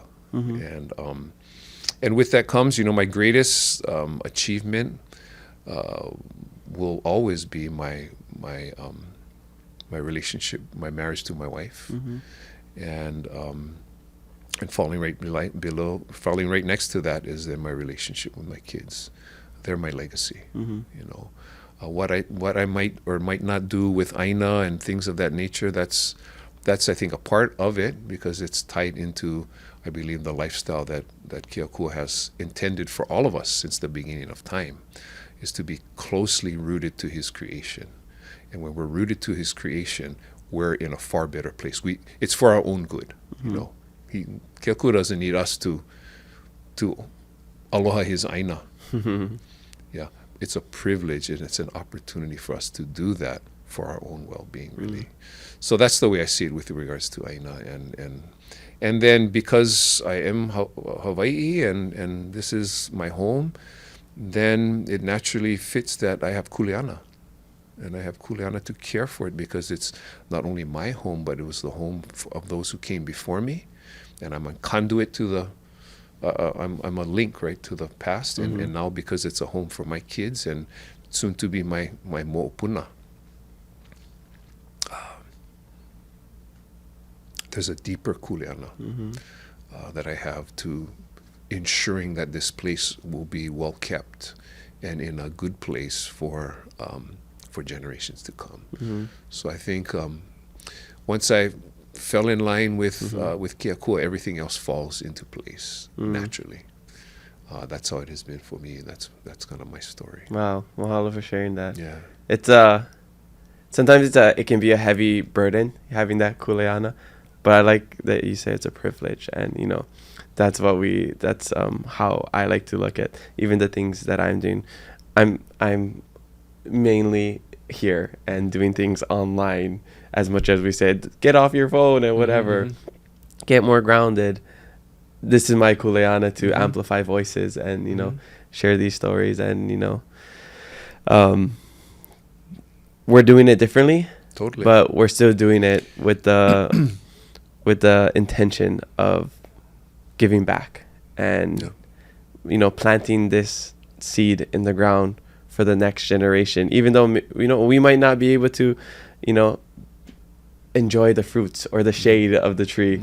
We know that the keiki, our grandkids, everybody else after that will be able to enjoy it. Yeah. And I think that's a beautiful thing that we have in our Hawaiian culture, and I'm sure other cultures too, but that's a big part of us. Indeed. Yeah, Thinking the 7 generations. yeah, exactly. Yeah. And yeah, like I said, we're gonna all do it in our own way. However, we were, whatever our, I truly believe it's whatever Keakua's plan for us is. It's not the what we do. It's how we do it. And if you're doing it with aloha, then you keeping it aloha, you spreading that aloha. You're adding to that umeke. Yeah. Yeah. Amazing. It's a modern day ahupua. That's what I say. All right. So, what is one thing you wish people knew about you that they don't? One thing they knew about me that they don't. If you don't know already, he's a mean musician. Oh man. One thing that you phrased it differently yesterday, so I was there's a life hack. There's a life hack too. That's right after. Okay, so this is something else. Okay. Like, what do you think people misunderstand about you? It's just a fun question I like to ask. Yeah. Misunderstand about me. I think Well, I think for the people who've seen me, you know, my friends and my family here who've seen me, and who see me as being this Kalo guy or something related, or a musician even. While I am very connected to this place and to Ohana here and this lifestyle, I'm really fascinated with other places in the world and cultures. And I think I could have easily went down the road of being kind of like working for the foreign service and living abroad and learning, like you Being learning, an expat. yeah, learning different languages and learning different cultures and living abroad. I think there's a kind of a duality to me that would have been something that's completely fascinating for me, and it could have been something that I could have been very satisfied and blessed with, but that wasn't the plan for me. You know, it's kind of my intellectual interest of learning about other cultures and places and peoples, and you know, ultimately if I could learn more languages, that would be amazing, to really understand more. But I'm fascinated with the world around me on one hand, and I could easily have gone like the foreign service route and been a person who's rooted to no place necessarily. And at the same time, I'm kind of pretty much ko Aina, you know. I mean, I'm happy to never leave my place too. So there's maybe a duality to me. I feel that. I feel that all the time. Maybe some might not know. I feel like it's hard for me to leave this place. I don't know if all of my work is here. Yeah. But I would love to live abroad at some point and travel. And I'm so interested in learning other languages and cultures still. But maybe at some point in my life, like, you know how many times I just think about joining the Peace Corps again and just getting away from all of it. Yeah, no. I mean, seriously, that would be amazing. It's kind of lined up where you can kind of like just check out of everything that's going on and just go and be of service in whatever capacity, right, someplace else. And at the same time, not only serve, but glean so much. And gain. So I really, there's another person who I think is an amazing young person like yourself, Emma Broderick, who was in the Peace Corps as well from Hawaii. Cool. So, yeah, I'm fascinated by you and people like Emma and you who went abroad and you know, gave of yourself in your service and time to not only help others but in the process learn and grow. So. Yeah, mahalo. Well, we bring all of that back to Hawaii and share that with you know, our community. You know, roam and come home. That's my motto. Is now roam from this point on, like, you know, that's what I will do. When I get this to a point where, you know, I record a bunch of episodes, I could take a month off, maybe travel, and then share my experiences with the people here, because you know, it's inspiring to see other people where you're from. You know, local boys. Travel abroad, gain these experiences, and then do what we do. You know, because some people don't have the opportunity to ever leave Hawaii. But then the perspective that you have and what you learn outside of the classroom is priceless. Yeah. It's like Mahi is going away, and I just told her, whatever you do, don't think about this place. Try not to think about work. Just go and be present where you're at. And let this place be. And at the least, you will come back with a greater appreciation for what we do have. Amazing. At the least. Right on. Okay, so before we get to the end of the podcast, I gotta know, what is your life hack? This is what we've been waiting for. My life hack. It's kind of like what I already shared. You know, just try to follow and submit to Yesu, and that's what I try to hack. I hack that up too. You know, I don't know that I'm so good at it all the time, but that's at least my my 2 cents of mana'o. Okay, I'm gonna put that into like a one phrase. Yes, to Yesu. How about that? Okay, I like that. Say yes, to Yesu. There you go. That's the life hack. That's my life hack. I'm gonna keep that. Thank you for helping me, because I never heard life hack before. Even I was coming here, I was asking Makana, what does that mean? I don't quite get that. So I'm not up on the latest all good terms. All right, these are my last Last fast fave 5 questions. These are rapid fire answers, okay? Rapid fire. Okay. Favorite Hawaiian snack besides kalo? Oh, maybe dry fish, dry aku. Okay, nice. That's a good one. Favorite guilty pleasure? Oh, I don't know if I feel real guilty, but probably ice cream. You know, Okay. good chocolate ice cream. Nice. You shouldn't feel guilty. Yeah, should I? No. I kind of feel a little bit guilty. As I get older, I feel guilty. When Well, you're young, you don't need to think about that. If you I would eat too whatever I much, like. maybe feel guilty. Yeah, maybe that. I had recently we had our 200th episode and we had Neil Asato from Asato Family Sherbet. Oh, okay. And so we did a keep it low flavor. But when he came on the podcast, he gave us a bunch of of the ice cream stuff. Wow. The day after, I went home, finished a whole. It's like in those like the Chinese, what is it, containers? Yeah. When you get like the food, it's like tied the in. noodles, Yeah. whatever, it's in those things. So the it's cardboard not- one. Yeah. It's not Yeah. huge, but it's not No, it's small. like a quart. Yeah. Yeah, it's yeah. Kind of a lot of I ice finished cream. the whole thing, send it to him like, I couldn't control myself. So Yeah. I relate to that as a Yeah. guilty pleasure. That's definitely one of mine. And I try to not do that too much, but I will. Everything in moderation. Yeah. Okay, favorite way to recharge? I think I'm blessed to be able to play music, and I play music with this guy. If you're in Hawaii and you know anything Ike Hawaii, his name is Kavika Kahiapo and Joe Baranobis, and I tell people every Thursday night I get to go listen to those guys play music. Nice. I didn't know you played with Kavika. And I get the best seat in the house. I sit right next to him. So Yeah, we'll eventually have Kavika on the podcast. So Kavika's awesome. yeah. So that's kind of what somebody asked me like a year and a half ago. So what do you do for self-care? And I was like, self-care? What is that? What are you talking about? And the first thing I think, as I pondered it a little bit, came to mind was like that's kind of like my me time and my time. I can justify hanging out with the boys, and then just going out and just trying to blend and just having a go at just making music for 2-3 hours. And Yeah. so it's so yeah. Thursday nights is my time, and once in a while on other gigs too, but that's my recharge. Yeah, Awesome. definitely. I almost wanted to think that my Sundays where I watch football all day is my me time self-care. Okay. But it's also kind of detrimental to my health depending how my fantasy football teams do. Oh, okay. Because I mean, if they do well, it's great self-care. If not, Yeah, then yeah. my mental health is just ruined. So I don't know if that's really self-care. Yeah. I do like watching a football game here and there too. Yeah. All right. Favorite movie or TV show? Do you watch TV shows or movies?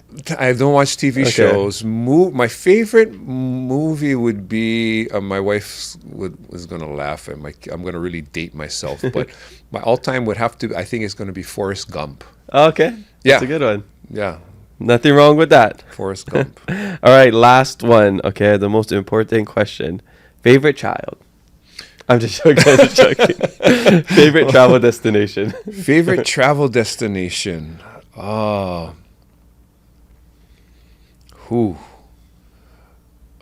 would have to say for me, I would have to say the Italian part of Switzerland, Ticino. Yeah, it's a beautiful setting in the Italian part of the Swiss Alps. It's amazing. Yeah, and I spent some time living there and growing there, and I made some really good connections with people there. So I'd have to say that'd be my favorite travel destination. Okay, gotta go there one day. Yeah. You can snowboard over there, yeah? Ticino. Yeah. Well, not that specific place, but Yeah, Switzerland. up in the mountains, there's some spots there. That's not the most ideal in the Swiss Alps, okay. but there's some places, yeah. I thought people like ski there or something, or am I thinking of a different place? Maybe Ticino, not as much as in the German part and in the French part. Okay. Yeah. All right. Well, that's all we got for you today. Mahalo so much for coming over here, spending time with me, talking stories. It was really cool to get to know more of your life story. I didn't know how well traveled you were. I was one of those people that just thought you was a Kalo guy. I was in the lo'i, foot in the lo'i your whole life. Yeah. That's amazing. I've been blessed. Yeah. Okay. Is there anything else you want to share? If not, tell us where we can find you. No, just mahalo nunui, yes, for this time, and very honored and blessed to come and really represent Ho'okua Aina. And if you're not acquainted with us or don't know who we're about, I really encourage you to check out our website, and we'd love to have you come over and jump in the lo'i and experience what we're doing there if that's of interest. And if you want to get involved and eat more kalo, we have kalo for that you can find with us, and see if you're interested in joining the journey with us to create an even bigger space for community well-being. Awesome. Well, we'll put the website in the description below of these episodes, and Ho'okua, you can find them on Instagram, HOOKUA. AINA. I Get knew I was the 2 A's, missing get one. the Yeah, 2 the 2 O's and A's. the 2 A's. Yeah. So check them out over there. Stay tuned for the Kalo Hotline. Get some poi. Get in the lo'i over there. Volunteer. Maybe we'll do a Keep It Aloha volunteer day over there. That'd be really cool. And tell them Kamaka sent you, and you get a free mahalo from them. Well, mahalo, Uncle Dean, for joining us on the Keep It Low podcast. Spread love, be kind to one another, and mahalo for listening to us today. We have new episodes every Thursday, so make sure you follow us and leave a review. I'm your host, Kamaka. Remember to always keep it aloha.